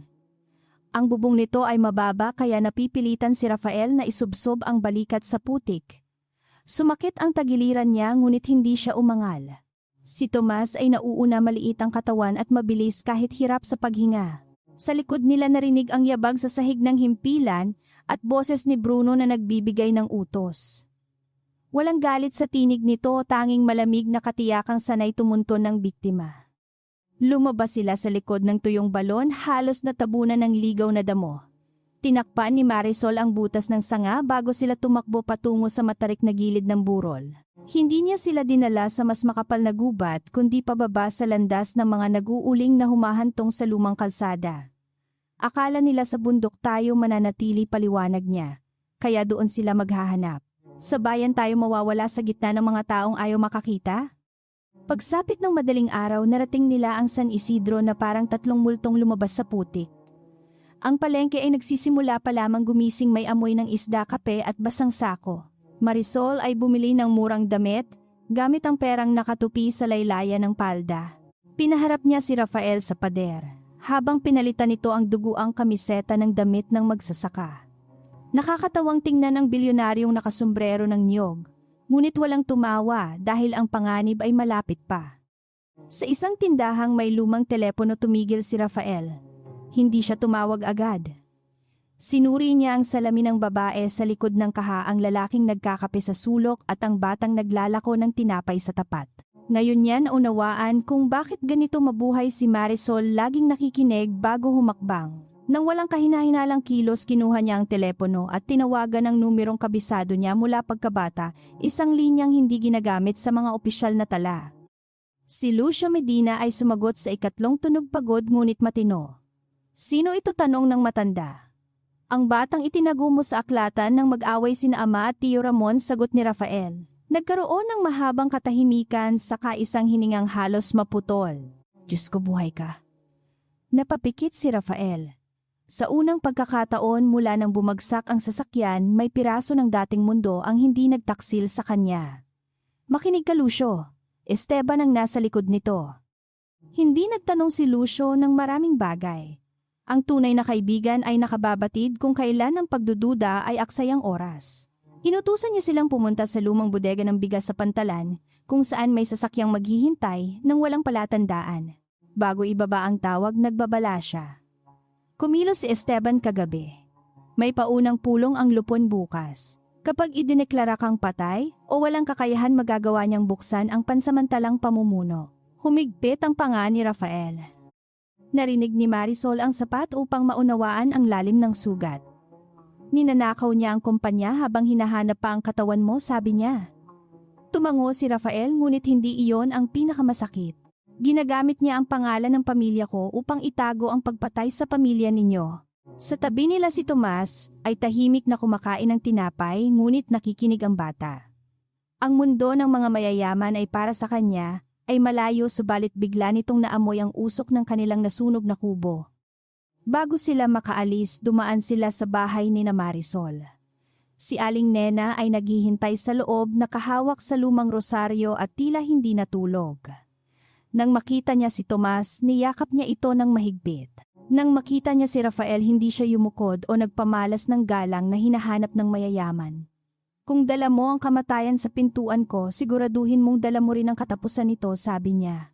Yumuko si Rafael, hindi bilang pinuno, kundi bilang taong may utang. Gagawin ko ang lahat, sagot niya. Hindi sapat ang lahat kapag huli na tugon ni Aling Nena, ngunit hindi niya itinaboy ang lalaki. Hinawakan niya ang kamay ni Marisol at pinisil iyon ng matagal. Walang sigaw na wag pumunta, walang mahinaing magtago na lamang. Kilala niya ang anak niyang hindi nilikha upang manahimik. Bantayan mo ang puso mo, bulong niya. Ang sugat ng mahirap ay minsan ginagawang hagdan ng mayaman kahit hindi nila sinasadya. Ang mga salitang iyon ay sumunod kay Marisol hanggang sa bodega ng Pantalan. Doon sinalubong sila ni Lucio, matangkad pa rin kahit baluktot na ang likod sa edad. Ang mukha niya ay maputla nang makita ang kalagayan ni Rafael, ngunit mas matagal siyang tumingin kay Marisol. Ikaw ang nagligtas sa kanya, sabi niya. Hindi ako nagligtas para maging kwento sagot ng dalaga. Nagligtas ako dahil may dapat mabuhay upang magsabi ng totoo. Ngumiti si Lucio malungkot at humahanga. Sa lungsod ng gusali ng Velasco Global ay tila ibang uri ng bundok. Gawa ito sa salaming bakal at katahimikang binabantayan ng mga taong nakaitim. Habang pumapasok sila sa lihim na hagdan, naramdaman ni Marisol ang lamig ng marmol sa talampakan kahit nakasapatos na siya. Ang bawat dingding ay makintab, walang putik, walang amoy ng dahon, ngunit hindi siya nalinlang. Ang lugar na ito ay may sariling gubat at ang mga mandaragit dito ay nakangiti habang kumakain. Dinala sila ni Lucio sa isang pribadong silid sa lumang bahagi ng gusali. Nandoon si Nora Villanueva, dating katiwala ng schedule ni Rafael, babaeng maikli ang buhok at mabilis ang mga mata. Napahawak siya sa bibig nang makita ang amo niyang buhay. Ngunit hindi siya lumapit hanggang hindi tumango si Rafael, patunay na kahit sa katapatan ay may disiplina. Kumalat na ang balita, sabi ni Nora. Si Esteban ay nagpapakita sa lahat na siya ang tagapagligtas ng kumpanya. Sinong kasama niya, tanong ni Rafael. Ibinuka ni Nora ang maliit na talaan. May 3 direktor, 2 opisyal sa pananalapi at ilang kasosyong dati ay nananahimik lamang. Nabanggit din niya si Selena Aragon, anak ng pamilyang matagal nang nais ipag-ugnay kay Rafael sa kasunduan sa negosyo. Napansin ni Marisol ang bahagyang pagbabago sa mukha ni Rafael. Hindi iyon pag-ibig, ngunit may kasaysayan. Si Selena ay nasa panig ni Esteban, sabi ni Nora. O sa panig ng makikinabang. Hindi nagkomento si Marisol, ngunit may malamig na bagay na dumaan sa dibdib niya. Hindi niya dapat alalahanin kung may babaeng mula sa mundo ni Rafael, ang layunin niya ay katotohanan, hindi puso. Ngunit nang marinig niya ang pangalang binibigkas ng may kasunduan lupain at lumang pangako, muli niyang naalala ang bili ng ina. Sa pagitan nila ni Rafael ay hindi lamang sugat at utang.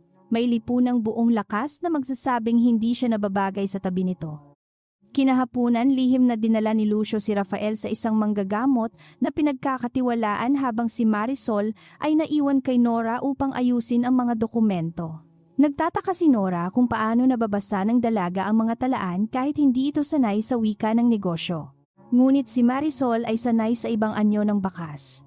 Napansin niya ang paulit-ulit na pangalan ng isang kumpanyang tagapamagitan, ang San Aurelio Holdings, na lumilitaw tuwing may pondo para sa mga proyektong pangkabundukan. Bakit iisa ang petsa ng pagpapalabas ng pera at pagpasok ng truck sa gubat, tanong ni Marisol. Natigilan si Nora. Hindi iyan dapat nasa iisang talaan. Magkaibang sangay ang may hawak niyan. Hinila ni Marisol ang isa pang pahina. Pero pareho ang lagda ng tumanggap. Iba ang pangalan pero pareho ang pagkakakurbada ng titik sa dulo. Tumingin si Nora sa kanya na parang unang beses nakakita ng taong nagbasa ng salapi gaya ng pagbabasa sa putik. Bumalik si Rafael na may bagong benda at mas malinaw na mata. Natagpuan niyang nakayuko sina Marisol at Nora sa ibabaw ng mesa na papalibutan ng papel. Hindi niya agad sila ginambala.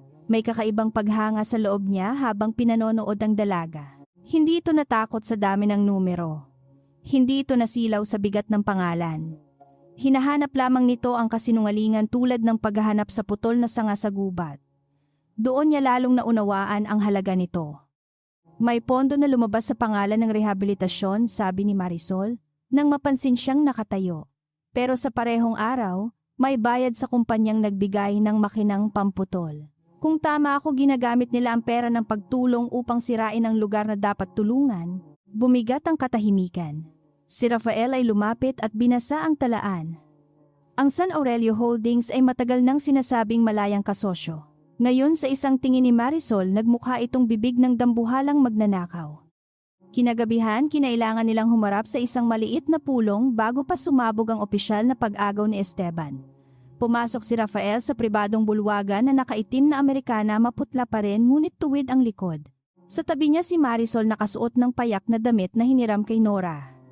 Tahimik ang silid nang makita nilang buhay siya. Ang ilan ay napatras na parang nakakita ng multo. Si Esteban naman ay nakatayo sa dulo at sa isang sandali nabasag ang maingat niyang muka. Pinsan, sabi ni Esteban, mabilis na ibinalik ang ngiti. Salamat sa Diyos at ligtas ka. Lumapit siya na parang yayakap ngunit humarang si Marisol ng kalahating hakbang. Hindi niya hinawakan si Esteban ngunit sapat ang kanyang tindig upang sabihing walang lalapit nang hindi niya pahihintulutan. Nagtaas ng kilay si Selena Aragon, nakaupo sa tabi ng mesa, napakaganda sa damit na kulay perlas at matang sanay manghusga. At sino naman ang bantay gubat na ito, tanong niya. Si Marisol Dalisay, sagot ni Rafael bago makapagsalita ang dalaga. Siya ang dahilan kung bakit ako buhay. Tumaas ang isang sulok ng labi ni Selena, kahanga-hanga. Ngunit hindi lahat ng nagligtas ng buhay ay dapat dalhin sa mesa ng lupon. May mga mahinang bulungan. Naramdaman ni Marisol ang mga matang sumusukat sa kanyang damit, balat kamay at pinagmulan. Hindi siya namula. Sa halip na alala niya ang mga puno sa gubat. Ang matuwid na kahoy ay hindi humihingi ng pahintulot upang tumayo. Kung ang mesang ito ang nagbigay daan sa mga pumapatay sa bundok, marahil kailangan nito ng taong galing doon, mahinahon niyang sabi. Napatigil ang bulungan. Si Esteban ay tumawa ng mahina ngunit may talim sa likod ng tunog. Matapang ang kaibigan mo, Rafael. Ngunit ang tapang ay hindi kapalit ng kaalaman. Tumingin si Marisol sa kanya at sa saglit na iyon, nakita niya ang amoy ng taong nagputol ng preno kahit nakabalot ito sa mamahaling pabango. Kung kaalaman ang usapan, sagot niya, alam kong hindi aksidente ang sasakyan. Alam kong may nagpadala ng tao sa gubat. At alam kong ang taong sobrang bilis magluksa ay kadalasang naghanda na ng libing bago pa mamatay ang biktima. May direktor na napasinghap. Humigpit ang kamay ni Esteban sa likod ng upuan. Si Rafael ay hindi nagsalita, ngunit ang pagtingin niya kay Marisol ay tila tahimik na panunumpa. Hindi niya ito itatago sa anino ng kanyang mundo. Hindi pa maaaring ilabas ang lahat ng ebidensiya. Pinili ni Lucio na putulin ang pulong bago lumala at ilagay sa record na si Rafael ay buhay, may kakayahang magsalita at tututol sa anumang pansamantalang paglipat ng kapangyarihan. Umalis ang mga direktor na may takot sa mukha at tanong sa bulsa. Si Selena ay lumapit kay Marisol bago lumabas.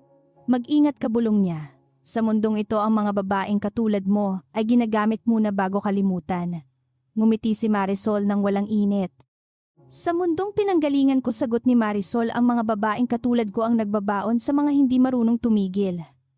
Nawala ang ngiti ni Selena ngunit agad itong bumalik na parang belo. Nang makaalis siya, huminga lamang si Marisol ng malalim. Hindi niya nais makipagpaligsahan sa babae para kay Rafael. Ngunit nauunawaan niyang si Selena ay hindi lamang sugatang dangal. Maaaring isa itong pinto papunta sa mas malalim na alyansa ni Esteban o patibong na nakabalot sa seda.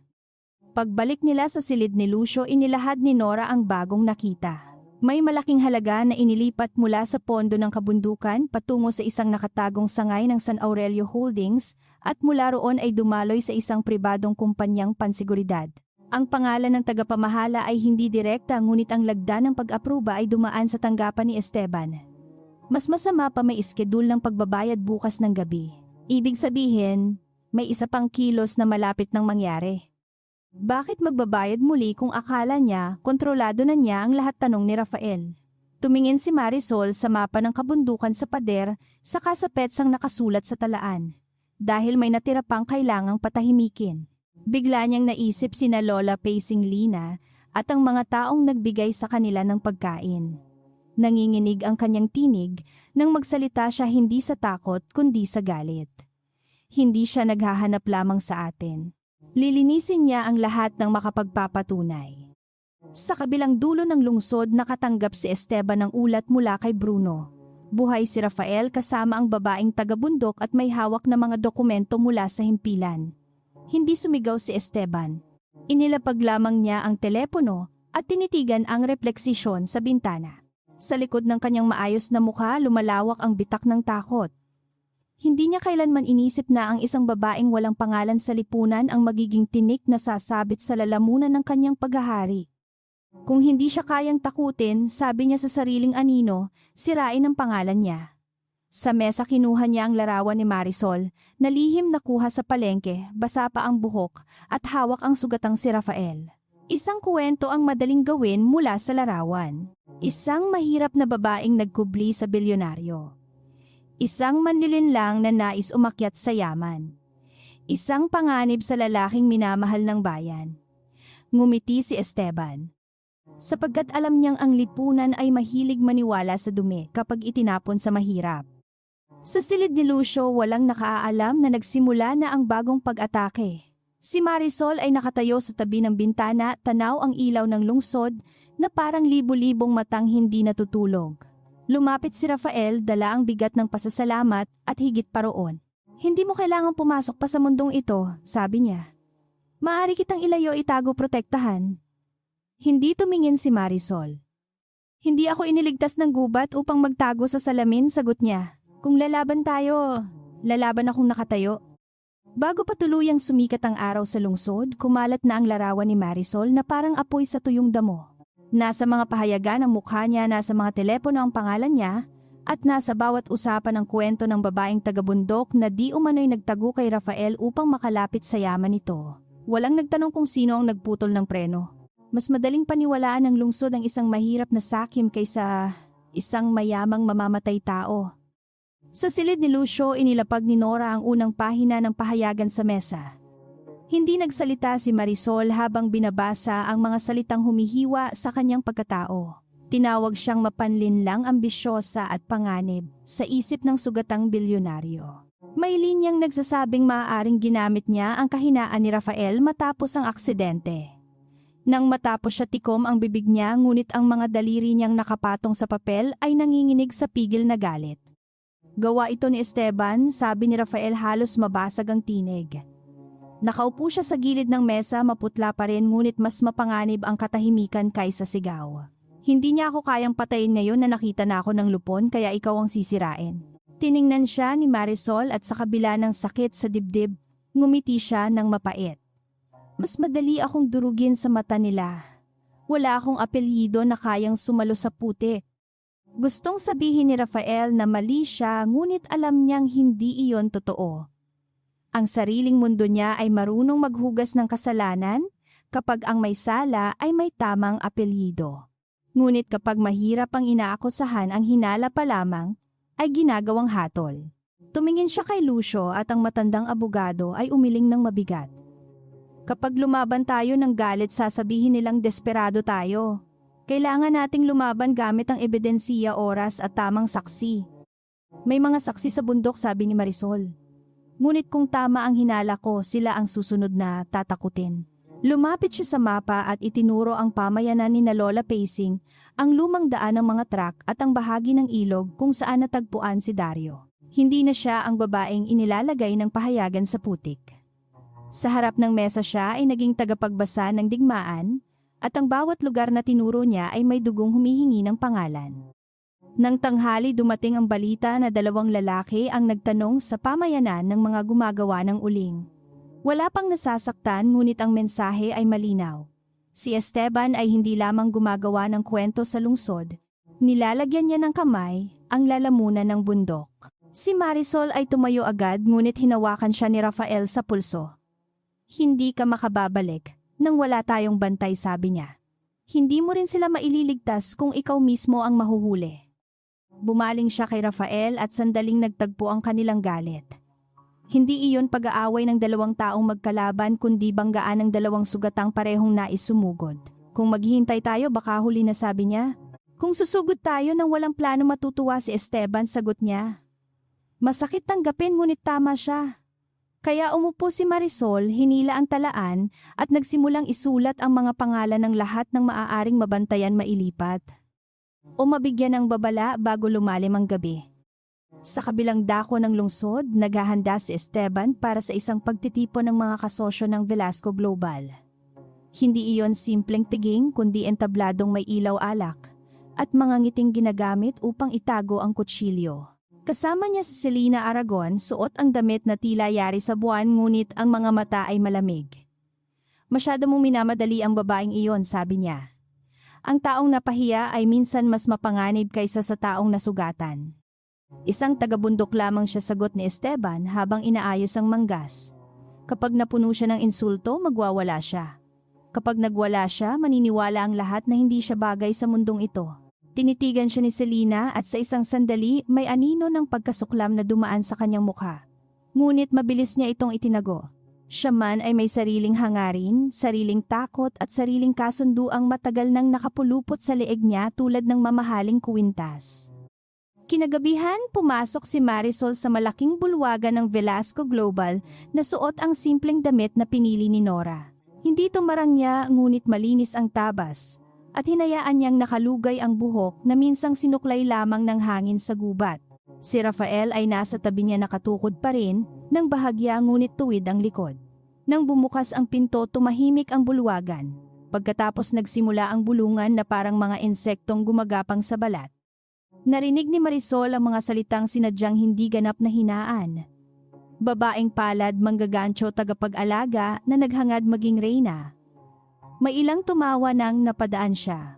May ilang nagpanggap na naaawa at ang awa nila ay mas nakakasulasok kaysa galit. Tinuruan siya ng buhay sa baryo na ang kahihiyan ay hindi nakamamatay kung hindi mo ito luluhuran. Kaya nagpatuloy siya sa paglakad, bawat hakbang ay tahimik na pagtanggi sa hatol ng mga taong hindi nakakakilala sa kanya. Lumapit si Esteban na may ngiting parang pinakintab na talim. Marisol, ikinagagalak naming makita kang maayos, sabi niya. Marami ang nag-aalala na baka nahirapan kang maunawaan ang ingay ng lungsod. Hindi siya yumuko. Mas maingay ang gubat kapag may paparating na bagyo, sagot niya. Mas malinaw lang kung sino ang dapat katakutan. Sumilay ang galit sa mata ni Esteban ngunit tinakpan niya iyon ng tawa. Alam niyang nanonood ang lahat at nais niyang siya ang magmukhang mahinahon. Si Selena naman ay lumapit mula sa likod ni Esteban, hawak ang kopita na hindi niya iniinom.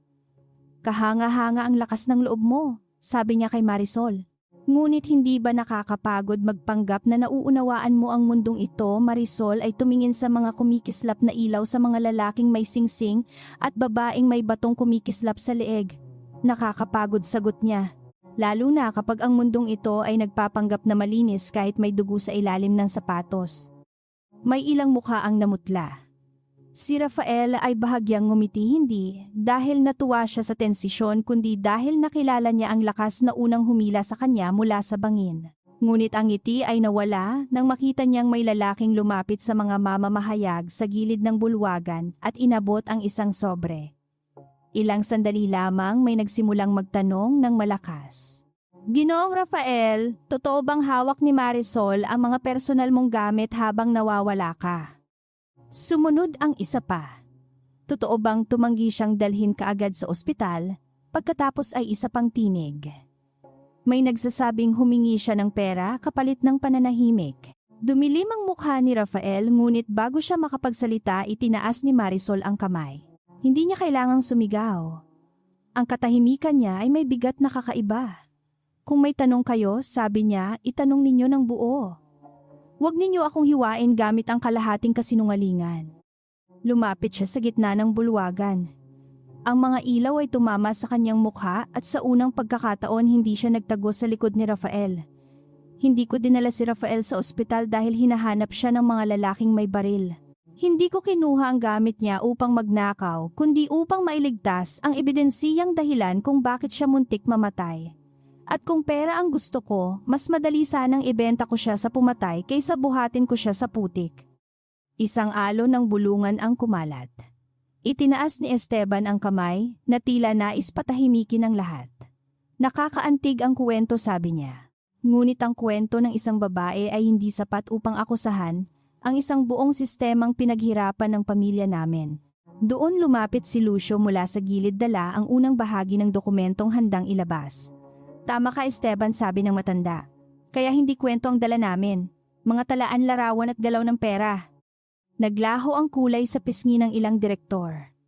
Ipinakita ni Nora sa malaking tabing ang pangalan ng San Aurelio Holdings, ang pondo ng rehabilitasyon at ang bayad sa pribadong pangkat panseguridad. Hindi pa nila inilabas ang buong laman, ngunit sapat iyon upang ipakitang may bahid ang sistema. Tumingin si Marisol sa mga tao. Ang mga puno sa amin ay pinutol gamit ang perang dapat sanay nagligtas sa amin. Ang mga batang gaya ng kapatid ko ang humihinga ng alikabok nito. Isang mamamahayag ang nagtanong, mas mahina na ang tinig. May patunay ba kayong konektado ito sa tangkang pagpatay kay Ginoong Rafael? Bago makasagot si Lucio, inilabas ni Marisol ang maliit na piraso ng telang itim na natagpuan sa preno. Hindi pa ito sapat upang hatulan ang lahat, sabi niya. Ngunit sapat ito upang itanong kung bakit ang marka nito ay kapareho ng ginamit ng pribadong seguridad na binayaran mula sa nakatagong pondo. Sa gilid na pakuyom ang kamay ni Esteban. Hindi pa tapos ang laban, ngunit nawala ang unang tabing ng kasinungalingan. Si Rafael ay humakbang pasulong at humarap sa buong bulwagan. Mula sa gabing ito, hihilingin ko ang malayang pagsusuri sa lahat ng proyekto sa kabundukan. Ang sinumang hahadlang ay ituturing kong kakampi ng mga nagtangkang pumatay sa akin. Tumunog ang kanyang boses na parang dating pinunong bumabalik mula sa apoy. Ngunit sa likod ng tapang, alam niyang hindi pa sapat ang pagkabuhay niya upang mabawi ang trono. Nang matapos ang pagtitipon, agad nagpulong ang ilang kasapi ng lupon sa lihim na silid. Gumamit si Esteban ng takot, hindi ng sigaw. Sinabi niyang si Rafael ay sugatan emosyonal at madaling maimpluwensiyahan ng babaeng hindi nila kilala. Sinabi niyang ang biglaang paglalabas ng paratang ay maaaring magpabagsak sa halaga ng kumpanya. Ang mga lalaking kanina ay nanginginig sa ebidensiya ay muling kumapit sa kanilang tunay na diyosang salapi. Sa huli, ipinasa nila ang pansamantalang paghihigpit sa kapangyarihan ni Rafael. Nora ang nagdala ng balita sa pribadong silid.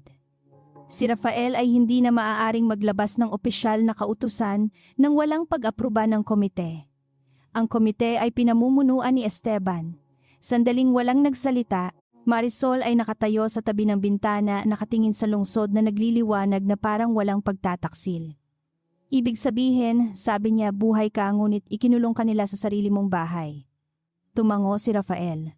At ikaw ang ipapakita nilang dahilan kung bakit kailangan akong ikulong. Doon unang nakita ni Marisol ang pagod sa kanyang mukha na hindi kayang takpan ng galit. Hindi ito pagod ng sugat kundi pagod ng taong pinagtaksilan ng dugong dapat sanay kakampi. Lumapit siya at inilapag ang kamay sa mesa malapit sa kanya, ngunit hindi humihingi ng aliw.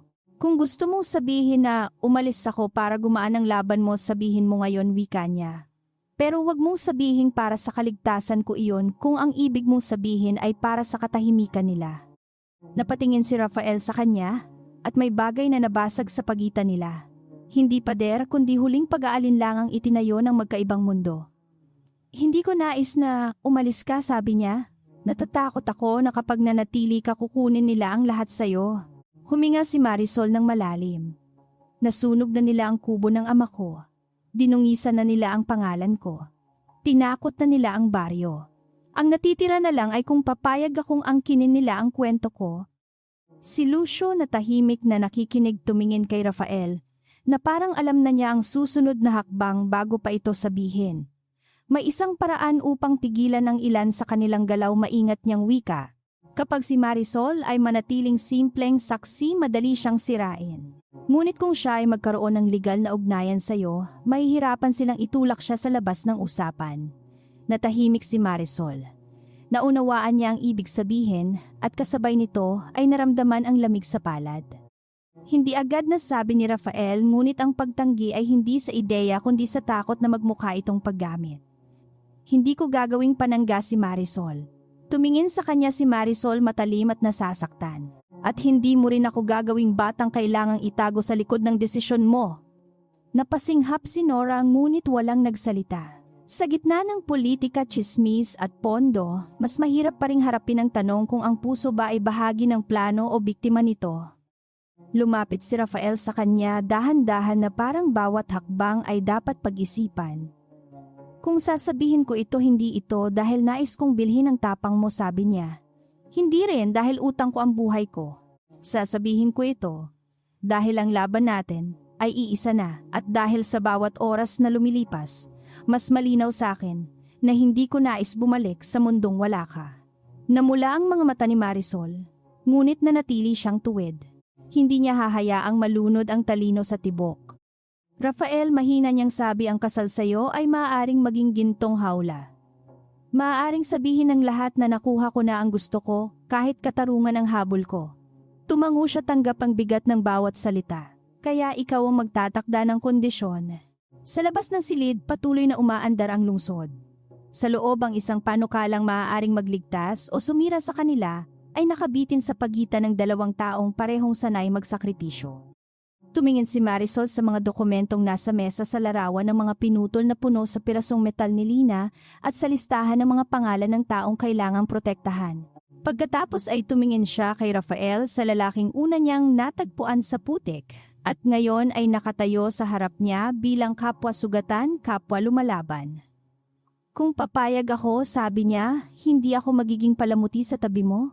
Hindi ako tatahimik sa mga pagtitipon.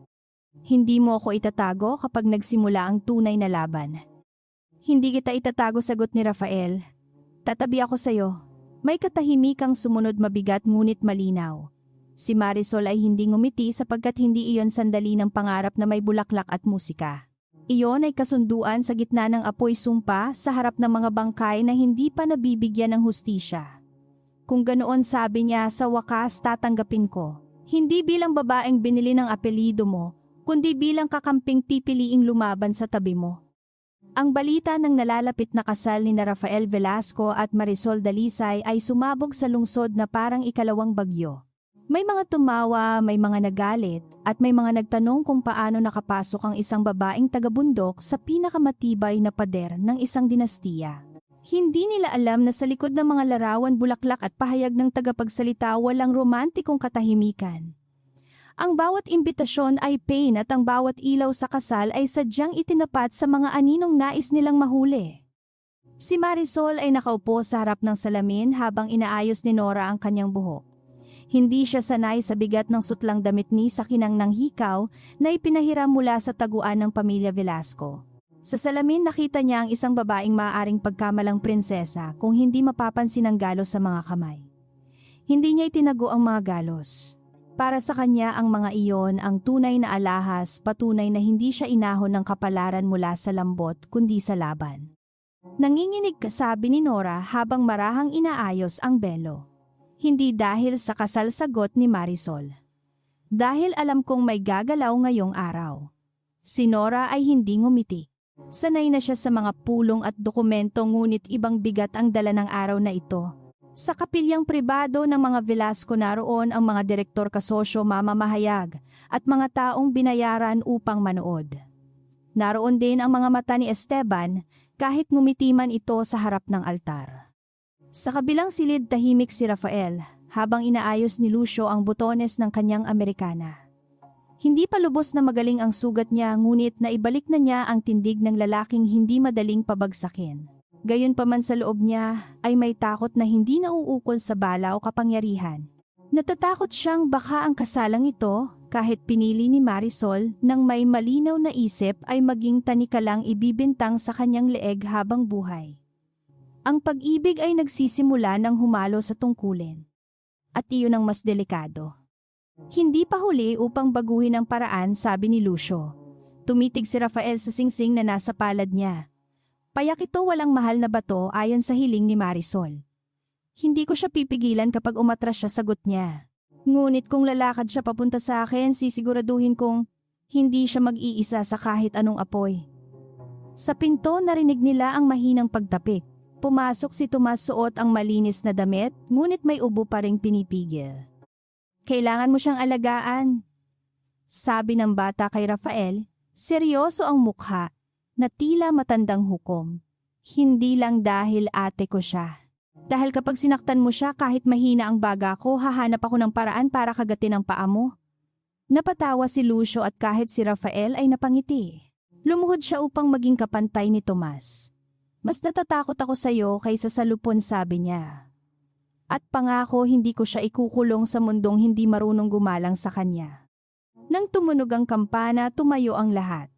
Lumakad si Marisol sa pasilyo na walang ama sa tabi ngunit hindi siya nag-iisa. Sa bawat hakbang dala niya si Mang Celso ang nasunog na kubo, ang luha ni Lina, ang hininga ni Tomas, at ang katahimikan ng mga punong pinutol. Si Aling Nena ay nakaupo sa unahan tuwid ang likod, kahit nangingilid ang luha. Hindi niya pinangarap ang yaman para sa anak. Pinangarap niya lamang na hindi ito yumuko sa sinuman. Si Esteban ay nakaupo sa ikalawang hanay na kaputing Amerikana, tahimik na pumapalakpak kasama ng iba. Sa loob niya ang kasal ay insultong dapat bayaran. Isang babaeng walang pinanggalingang pangalan ang nakatayo ngayon sa harap ng pamilyang matagal niyang gustong angkinin. Ngunit hindi siya nagpadala sa galit. May plano na siyang inilatag.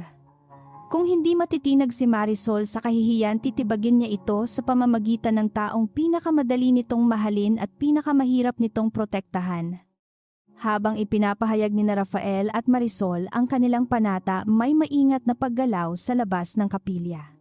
Ang isang tauhan ni Bruno ay lumapit kay Tomas at sinabing tinatawag siya ng kanyang ina sa silid pahingahan. Sanay ang bata sa babala ni Marisol kaya nag-alinlangan siya. Ngunit nang makita niya ang panyo ni Aling Nena sa kamay ng lalaki, isang bagay na ninakaw mula sa upuan nito, sumunod siya ng may takot. Walang nakapansin agad sapagkat ang lahat ay nakatingin sa singsing. Nang isuot ni Rafael ang payak na singsing sa daliri ni Marisol, nagtagpo ang kanilang mga mata. Sa sandaling iyon, nawala ang bulungan ng mundo. Hindi iyon kasinungalingang inilalaro para sa batas. May tunay na bagay na kumislap sa pagitan nila, marupok, ngunit matapang parang unang araw matapos ang bagyo. Hindi kita pag-aari, bulong ni Rafael, sapat lamang upang marinig niya. At hindi mo rin ako pag-aari, sagot ni Marisol. Pero pipiliin kitang kakampi habang karapat-dapat kang piliin. Pagkatapos ng seremonya, nagsimula ang pagtanggap sa malaking bulwagan ng mansyon.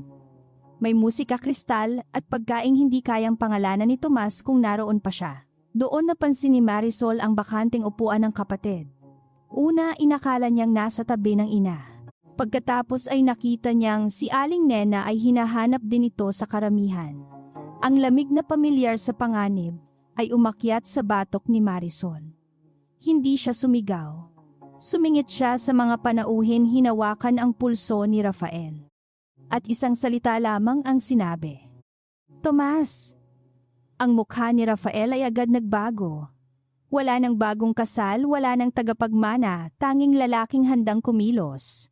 Naghiwalay sila ng direksyon nang walang mahabang paliwanag, sapagkat ilang gabi ng pagtakas ang nagturo sa kanila ng wika ng mabilis na plano. Si Nora ay inatasang harangan ang mga labasan sa pamamagitan ng guwardyang tapat kay Rafael. Si Lucio ay nagpadala ng mensahe sa kaibigang taga-usig. Si Marisol naman ay lumuhod sa pasilyo at hinanap ang bakas sa makintab na sahig. May maliit na patak ng gamot sa marmol, amoy matamis at mapait.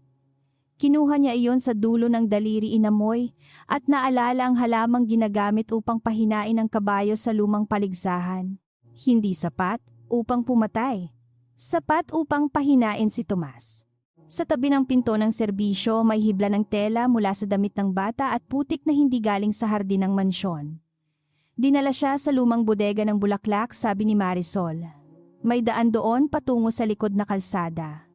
Hindi nagtanong si Rafael kung paano niya nalaman. Sumunod siya. Sa likod nila, pilit pinananatili ni Nora ang ngiti sa harap ng mga panauhin habang kumakalat ang balitang may munting aberya lamang sa paghahanda. Si Esteban ay nakatayo sa tabi ng hagdan, hawak ang baso, pinagmamasdan ang pagkabalisa ng may tagong kasiyahan. Ngunit nang makita niyang hindi nagwala si Marisol, kundi kumilos ng tahimik at eksakto, may manipis na kaba ang dumaan sa kanyang sikmura. Sa lumang bodega ng bulaklak na amoy ni Marisol, ang basang lupa at natuyong rosas. May dalawang bantay sa pinto, ngunit hindi sila nakaharap sa babaeng lumaki sa daang walang bantay. Inihagis niya ang paso sa kabilang panig at nang lumingon ang isa, hinampas ni Rafael ang kamay nito gamit ang tungkod. Si Marisol ay sumuot sa gilid, hinila ang paa. Nang ikalawa, saka itinali ang pulso nito gamit ang lasong punit mula sa dekorasyon. Hindi marikit ang kanyang kasuotan ng madumihan. Ngunit lalo siyang nagmukhang totoo. Narinig nila ang mahinang ubo ni Tomas sa loob ng karwaheng nakatago sa likod ng bodega. May takip ang bibig niya ngunit mulat ang mata at lumalaban sa antok. Mabilis siyang kinalag ni Marisol, niyakap ng mahigpit at pinakinggan ang hininga. Ate, hindi ako umiyak, bulong ng bata. Doon lamang muntik mabasag ang puso niya. Alam ko, sabi niya. Pero pwede kang umiyak kapag ligtas na tayo. Rafael ay tumingin sa kanila. At ang galit niya kay Esteban ay naging bagay na malamig at walang awa. Nakita ni Marisol ang maliit na papel na nakasuksok sa bulsa ni Tomas. Isa itong mensahe mula kay Esteban, walang pirma ngunit malinaw ang tinig. Isuko ang mga dokumento, ipawalang bisa ang kasal, at umalis sa buhay ni Rafael bago ang paglulunsad ng bagong proyekto sa gabing iyon. Kung hindi susunod ang ina at bata. Tinupi ni Marisol ang papel, inilagay sa dibdib at tumayo. Hindi niya alam ang ginawa niya, sabi niya. Akala niya binigyan niya ako ng dahilan para umatras. Binigyan kanya ng dahilan para tapusin ito, dugtong ni Rafael. Sa sandaling iyon, wala nang pangangailangan para sa mahabang deklarasyon. Dinala nila si Tomas kay Aling Nena sa lihim na silid na binabantayan ng mga tauhan ni Lucio. Doon hinawakan ng ina ang mukha ng anak at apo, ngunit hindi niya pinigilan si Marisol nang tumalikod ito. Tapusin mo, sabi ni Aling Nena. Hindi para sa paghihiganti lamang, para hindi na sila mga hasmang agaw ng anak ng iba. Ang paglulunsad ng bagong proyektong pangkaunlaran ng Velasco Global ay dapat maging gabi ng tagumpay ni Esteban. Inihanda niya ang entablado, mga kamera, at mga kasosyong dayuhan upang ipakita na siya ang bagong mukhang magliligtas sa kumpanya mula sa kaguluhan. Hindi niya alam na bago dumilim na ipadala na ni Nora ang kopya ng mga talaan sa 3 ligtas na taguan. Si Lucio ay nakakuha ng kautusan upang arestuhin ang sinumang susubok sirain ang ebidensiya. Si Marisol ay naghanda hindi bilang nobya kundi bilang saksi ng bundok. Sa likod ng entablado nakaharap ni Selena si Marisol. Wala na sa mukha nito ang dating pagkutya ngunit hindi rin ito ganap na kakampi. Sinubukan kong balaan ka, sabi ni Selena, ngunit hindi ko kayang baliin ang sarili kong pamilya nang walang kapalit. Marisol ay tumingin sa kanya ng matagal. Hindi ko kailangan ang kabayaran mo, kailangan ko ang katotohanan. Nanginginig ang daliri ni Selena nang iabot niya ang maliit na imbakan ng tunog. Nirecord ko si Esteban nang utusan niyang kunin ang kapatid mo. Gamitin mo ito kung kaya mong mabuhay pagkatapos. Hindi nagpasalamat si Marisol sa paraan ng may utang na loob. Tinanggap niya ang bagay at tumango pantay ang tingin. Alam niyang si Selena ay hindi naging banal sa isang gabi. Maaaring sariling kaligtasan ang dahilan nito, maaaring galit sa pagkakagamit, maaaring natitirang budhi. Ngunit sa laban para sa katarungan, ang katotohanan galing sa maruming kamay ay maaari pa ring magbukas ng pinto. Ang mahalaga ay hindi malimutan kung sino ang nasaktan at sino ang nanakit. Nang umakyat si Esteban sa entablado, umalingaw-ngaw ang palakpakan. Nagsalita siya tungkol sa pag-asa, trabaho, pagpapanumbalik ng kagubatan at pananagutan ng may kapangyarihan. Ang bawat salita ay mahusay, makinis at walang kaluluwa. Sa harapan nakaupo ang mga direktor na nais maniwalang maliligtas pa ang kanilang salapi. Nasa gilid si Rafael nakamasid habang si Marisol ay naghihintay sa likod ng kurtina. Sa kamay niya ay ang piraso ng metal ni Lina. Parang maliit na batong nagpapabigat sa buong mundo. Ngayon, sabi ni Esteban, ipinakikilala natin ang bagong yugto ng Velasco Global, malinis, matatag at nakatuon sa kinabukasan. Bago pa siya makababa, lumabas si Rafael mula sa gilid ng entablado. May ingay sa mga tao ngunit hindi siya nagsalita agad. Inabot niya ang mikropono kay Marisol. Isang alon ng pagkabigla ang dumaan sa bulwagan. Maraming nakakita sa kanya bilang eskandalo, hindi bilang tinig. Ngunit nang humakbang siya pasulong, walang bahid ng paghingi ng pahintulot sa kanyang mukha. Ako si Marisol Dalisay, panimula niya. Anak ng lalaking namatay sa pagguho ng lupang itinuring ninyong aksidente.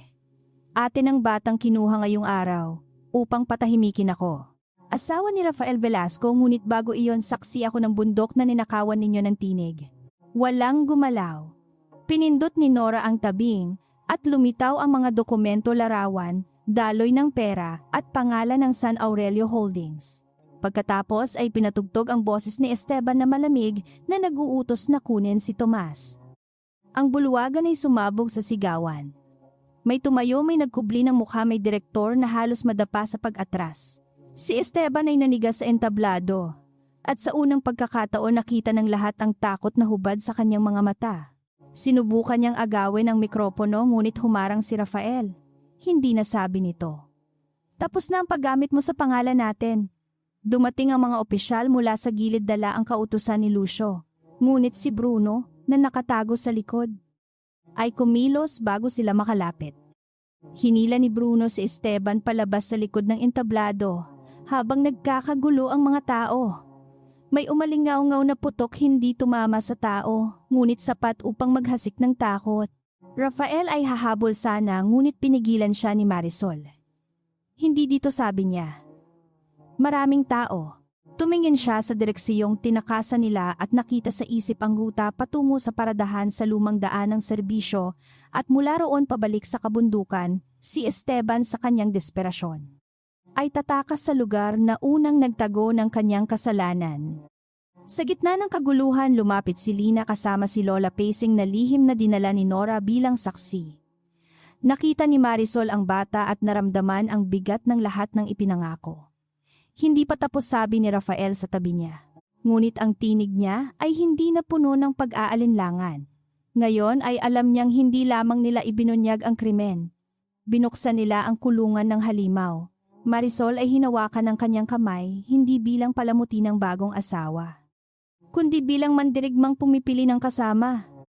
Sa labas naghihintay ang gabi, at sa malayo ay nakikita ang maitim na hugis ng kabundukan. Doon nagsimula ang dugo, doon itinago ang mga buto ng katotohanan, at doon tatakbo ang taong hindi marunong managot. Inayos ni Marisol ang punit na laylayan ng damit pangkasal, tinanggal ang sapatos na hindi bagay sa pagtakbo at tumapak sa malamig na lupa. Uuwi tayo sa gubat, sabi niya. Hindi bilang biktima, bilang mga taong magtatapos ng pangangaso. Bumalik ang gabi sa kabundukan na para bang hindi ito umalis, ngunit iba na ang mga taong pumasok sa ilalim ng mga punong basang-basa sa hamog. Si Marisol ay nasa unahan, walang sapatos, ang laylayan ng damit pangkasal ay pinunit upang hindi sumabit sa mga ugat.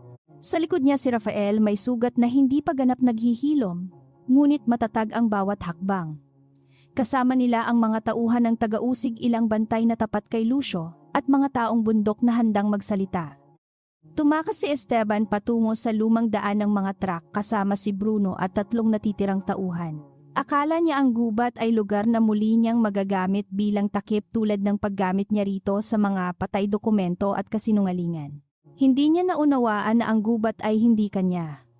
Matagal itong naghintay ng tinig, at ngayong si Marisol ang naglalakad sa unahan, bawat dahon, bato at bakas ng putik ay tila nagsusumbong sa kanya. Dito sila dumaan, sabi ni Marisol, habang lumuluhod sa tabi ng ugat. May sariwang putik na nadurog sa gilid, mas mabigat ang bakas ng isang lalaking nagmamadali. Hinawakan niya ang putol na dahon at inamoy ang langis. May sasakyan silang naiwan sa lumang kampo. Kung makarating sila sa ilog, makakatakas sila sa bangka ng mga mangangahoy. Tumingin si Rafael sa dilim sa unahan. Kaya kailangan nating mauna sa daang hindi nila alam. Pinangunahan sila ni Marisol sa makitid na daan sa likod ng talon, kung saan ang ambon ay bumabalot sa katawan na parang malamig na belo. Ang mga tauhin ng lungsod ay nahirapang sumunod, ngunit walang nagreklamo. Nakita nila kung paanong ang babaeng minsang tinawag nilang eskandalo ay nagiging tanging dahilan upang hindi sila mamatay sa maling hakbang. Sa bawat babala niya, may nahuhulog na bato sa bangin, may natatagong hukay na nalalagpasan. At may patibong ng mga ilegal na mangangahoy na naiiwasan. Sa kabilang panig ng gubat, sumisigaw si Esteban sa pagod at galit. Ang puting Amerikana niya ay napunit, ang sapatos ay nalubog sa putik, at ang mukha niyang laging maayos ay hindi na makilala. Bilisan ninyo, utos niya kay Bruno. May tao akong babayaran sa daungan. Hindi tumingin sa kanya si Bruno. Naramdaman ng dating kawal na ang salapi ng amo ay nawawalan ng bigat habang lumalakas ang mga sirena sa malayo. Ang taong nasanay magbenta ng katapatan ay unang nakakaamoy kapag palugi na ang kasunduan. Hindi na ito kontrolado, sabi ni Bruno. Dapat tayong maghiwa-hiwalay. Namula ang mata ni Esteban. Ako ang nagbabayad sa'yo. Hanggang kailan malamig na tanong ni Bruno. Sa unang pagkakataon na intindihan ni Esteban ang uri ng mundong itinayo niya. Ang mga taong binili niya ay hindi kailanman naging kanya. Para silang mga asong sumusunod lamang habang may karne. Kapag natuyo ang kamay ng amo, kakagatin nila ang kahit sinong mas mabagal. Narating ni na Marisol ang gilid ng lumang kampo bago dumating sina Esteban. May mga truck na nakatago sa ilalim ng tolda, may bariles ng langis, at may mga troso na nakasalansan na tila katawan ng mga punong pinatay. Lumapit si Rafael sa pulang marka sa kahoy, hinaplos iyon ng daliri at tila nakita niya ang lagda ng sariling kapabayaan. Sa loob niya bumangon ang hiya hindi upang durugin siya, kundi upang ipako ang kanyang pasiya sa lupa. Kapag natapos ito sabi niya kay Marisol, ipapasara ko ang lahat ng operasyon dito. Hindi lang ang sangay ni Esteban. Lahat ng itinayo namin nang walang pahintulot ng lupa at tao. Tumingin siya sa kanya, hindi malambot ang mukha, ngunit malinaw ang mata. Hindi sapat ang pagsasara. Kailangan ninyong ayusin ang nasira, bayaran ng mga nawalan, at hayaan ang mga taga rito ang magpasya sa kinabukasan ng gubat. Tumango siya. Ikaw ang tutulong magbantay sa akin. Bago siya makasagot, may pumutok na sanga sa unahan. Nagpakalat agad si Marisol na mga kasama, itinuro ang mataas na bahagi, ang likod ng mga troso at ang daang pababa sa sapa. Hindi na siya nag-iisa. Ang mga taga-baryo na dating tahimik dahil takot ay marunong sumunod sa kanyang kumpas. May dalang ilaw si Mang Doro, may lubid si Lola Pacing, at kahit si Aling Nena ay nanatili sa ligtas na layo, hawak ang rosaryo ngunit matatag ang titig. Pumasok sina Esteban sa kampo na parang mga hayop na napagod sa pagtakbo. Nang makita niya si Rafael sa gitna ng daan, napahinto siya. Sa likod ng pinsan niya nakatayo si Marisol, suot ang punit na damit pangkasal, may putik sa pisngi at may apoy sa mata. Para kay Esteban ang tanawing iyon ay mas nakakainsulto kaysa anumang hatol. Ang babae na dapat sanay nadurog sa kahihiyan ay naging bantay sa pintuan ng kanyang pagbagsak. Lumayo ka, Rafael! Sigaw ni Esteban. Hindi mo alam kung paano tumatakbo ang mundong minana natin. Ginawa ko lang ang dapat gawin upang manatiling malakas ang pamilya. Napailing si Rafael. Ang pamilya ay hindi pinalalakas sa pamamagitan ng patay na bata, ninakaw na lupa at sinunog na bahay. Tumawa si Esteban, basag at desperado. Naging mahina ka dahil sa kanya. Isang babaeng pulot sa putik ang nagdikta sa'yo kung ano ang tama. Umusad si Marisol yung isang hakbang. Hindi ako pulot sa putik, sabi niya. Ako ang putik na tinapakan ninyo, at akala ninyo hindi marunong tumanda, tumigas at humawak ng bakas. Ang mga salitang iyon ay tumama sa paligid na parang bato sa tubig. Nagtaas ng baril si Bruno, ngunit bago siya makatutok sumipol si Marisol. Mula sa gilid bumagsak ang lubid sa kamay niya, hinila ng dalawang taga-baryo at napalihis ang putok sa hangin. Sumiklab ang kaguluhan. Tumakbo ang mga tauhan ni Esteban patungo sa mga truck, ngunit sinalubong sila ng mga ilaw at sigaw ng mga opisyal. Si Bruno ay nakipagbuno kay Rafael sa pagitan ng mga troso. Mas malakas ang dating kawal, ngunit si Rafael ay lumaban ng may galit na matagal na pigilan. Bawat suntok na tinanggap niya ay tila kabayaran sa bawat taong hindi niya naprotektahan noon. Nang muntik siyang tamaan sa sugat, sumulpot si Marisol at hinampas ang kamay ni Bruno ng kahoy. Hindi niya hinangad pumatay, ngunit hindi rin siya nag-atubiling manakit upang pigilan ang mas malaking kasamaan. Nahulog ang kutsilyo ni Bruno sa putik. Sinipa ni Rafael iyon palayo, saka itinulak ang lalaki sa tabi ng bariles. Bago pa makabangon si Bruno, nakapalibot na ang mga opisyal. Sumuko ang ilan sa tauhan. Ngunit si Esteban ay nakawala sa gitna ng kaguluhan, tumakbo patungo sa tulay na kahoy na tumatawid sa lumang bangin. Si Marisol ang unang nakakita. Sa tulay sigaw niya at tumakbo bago pa siya mapigilan ni Rafael. Ang tulay ay yari sa lumang tabla, matagal nang ginagamit ng mga truck kahit hindi naligtas. Sa ilalim nito umaagos ang ilog na namamaga dahil sa naunang bagyo. Si Esteban ay nasa gitna, hawak ang maliit na supot ng salapi at dokumentong maaaring gamitin niyang panakot sa ibang kasabwat. Nang makita niyang humahabol si Marisol, ngumiti siya ng baliw. Lumapit ka pa, sigaw niya. Kapag nahulog ako kasama kong lulubog ang pangalan ng lahat ng bumili sa akin. Hindi kayo makakakuha ng buong katotohanan. Huminto si Marisol sa dulo ng tulay, sinusukat ang tablahangin at galaw ng lalaki. Dumating si Rafael sa likod niya, humihingal. Esteban, tapos na, sabi niya. May mga kopya kami. Natawa ang pinsan niya, ngunit may takot sa likod. Kopya lamang. Ako ang nakakaalam kung sino ang nasa itaas. Doon lumapit si Selena mula sa dilim, sinamahan ng mga opisyal na dumaan sa ibang ruta. Basang-basa ang damit niya, ngunit tuwid pa rin ang tindig. Hindi lang ikaw ang nakakaalam, sabi niya. Itinaas niya ang isa pang imbakan ng tunog at mga kasulatang matagal niyang itinago bilang sariling panangga. Ginamit mo ko, Esteban. Ginamit mo ang pamilya ko. Akala mo lahat ng nasa tabi mo ay takot habang buhay.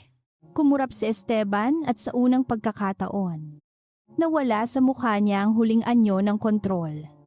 Humakbang siya paatras, ngunit bumigay ang tabla sa ilalim ng kanyang sakong. Napasigaw siya, napakapit sa lubid ng tulay, at ang supot ay nahulog sa ilog. Walang kumilos agad sapagkat ang bawat hakbang ay maaaring tuluyang magpabagsak sa tulay. Tumingin si Marisol sa lalaking sumunog sa alaala ng kanyang ama, nagbanta sa kapatid niya at nagtulak ng maraming buhay sa hukay. Sa loob niya, may madilim na tinig na nagsabing hayaang mahulog ito. Ngunit narinig niya rin ang tinig ng ama, tahimik sa alaala. Ang katarungan ay hindi paghihiganting nakasuot ng ibang pangalan.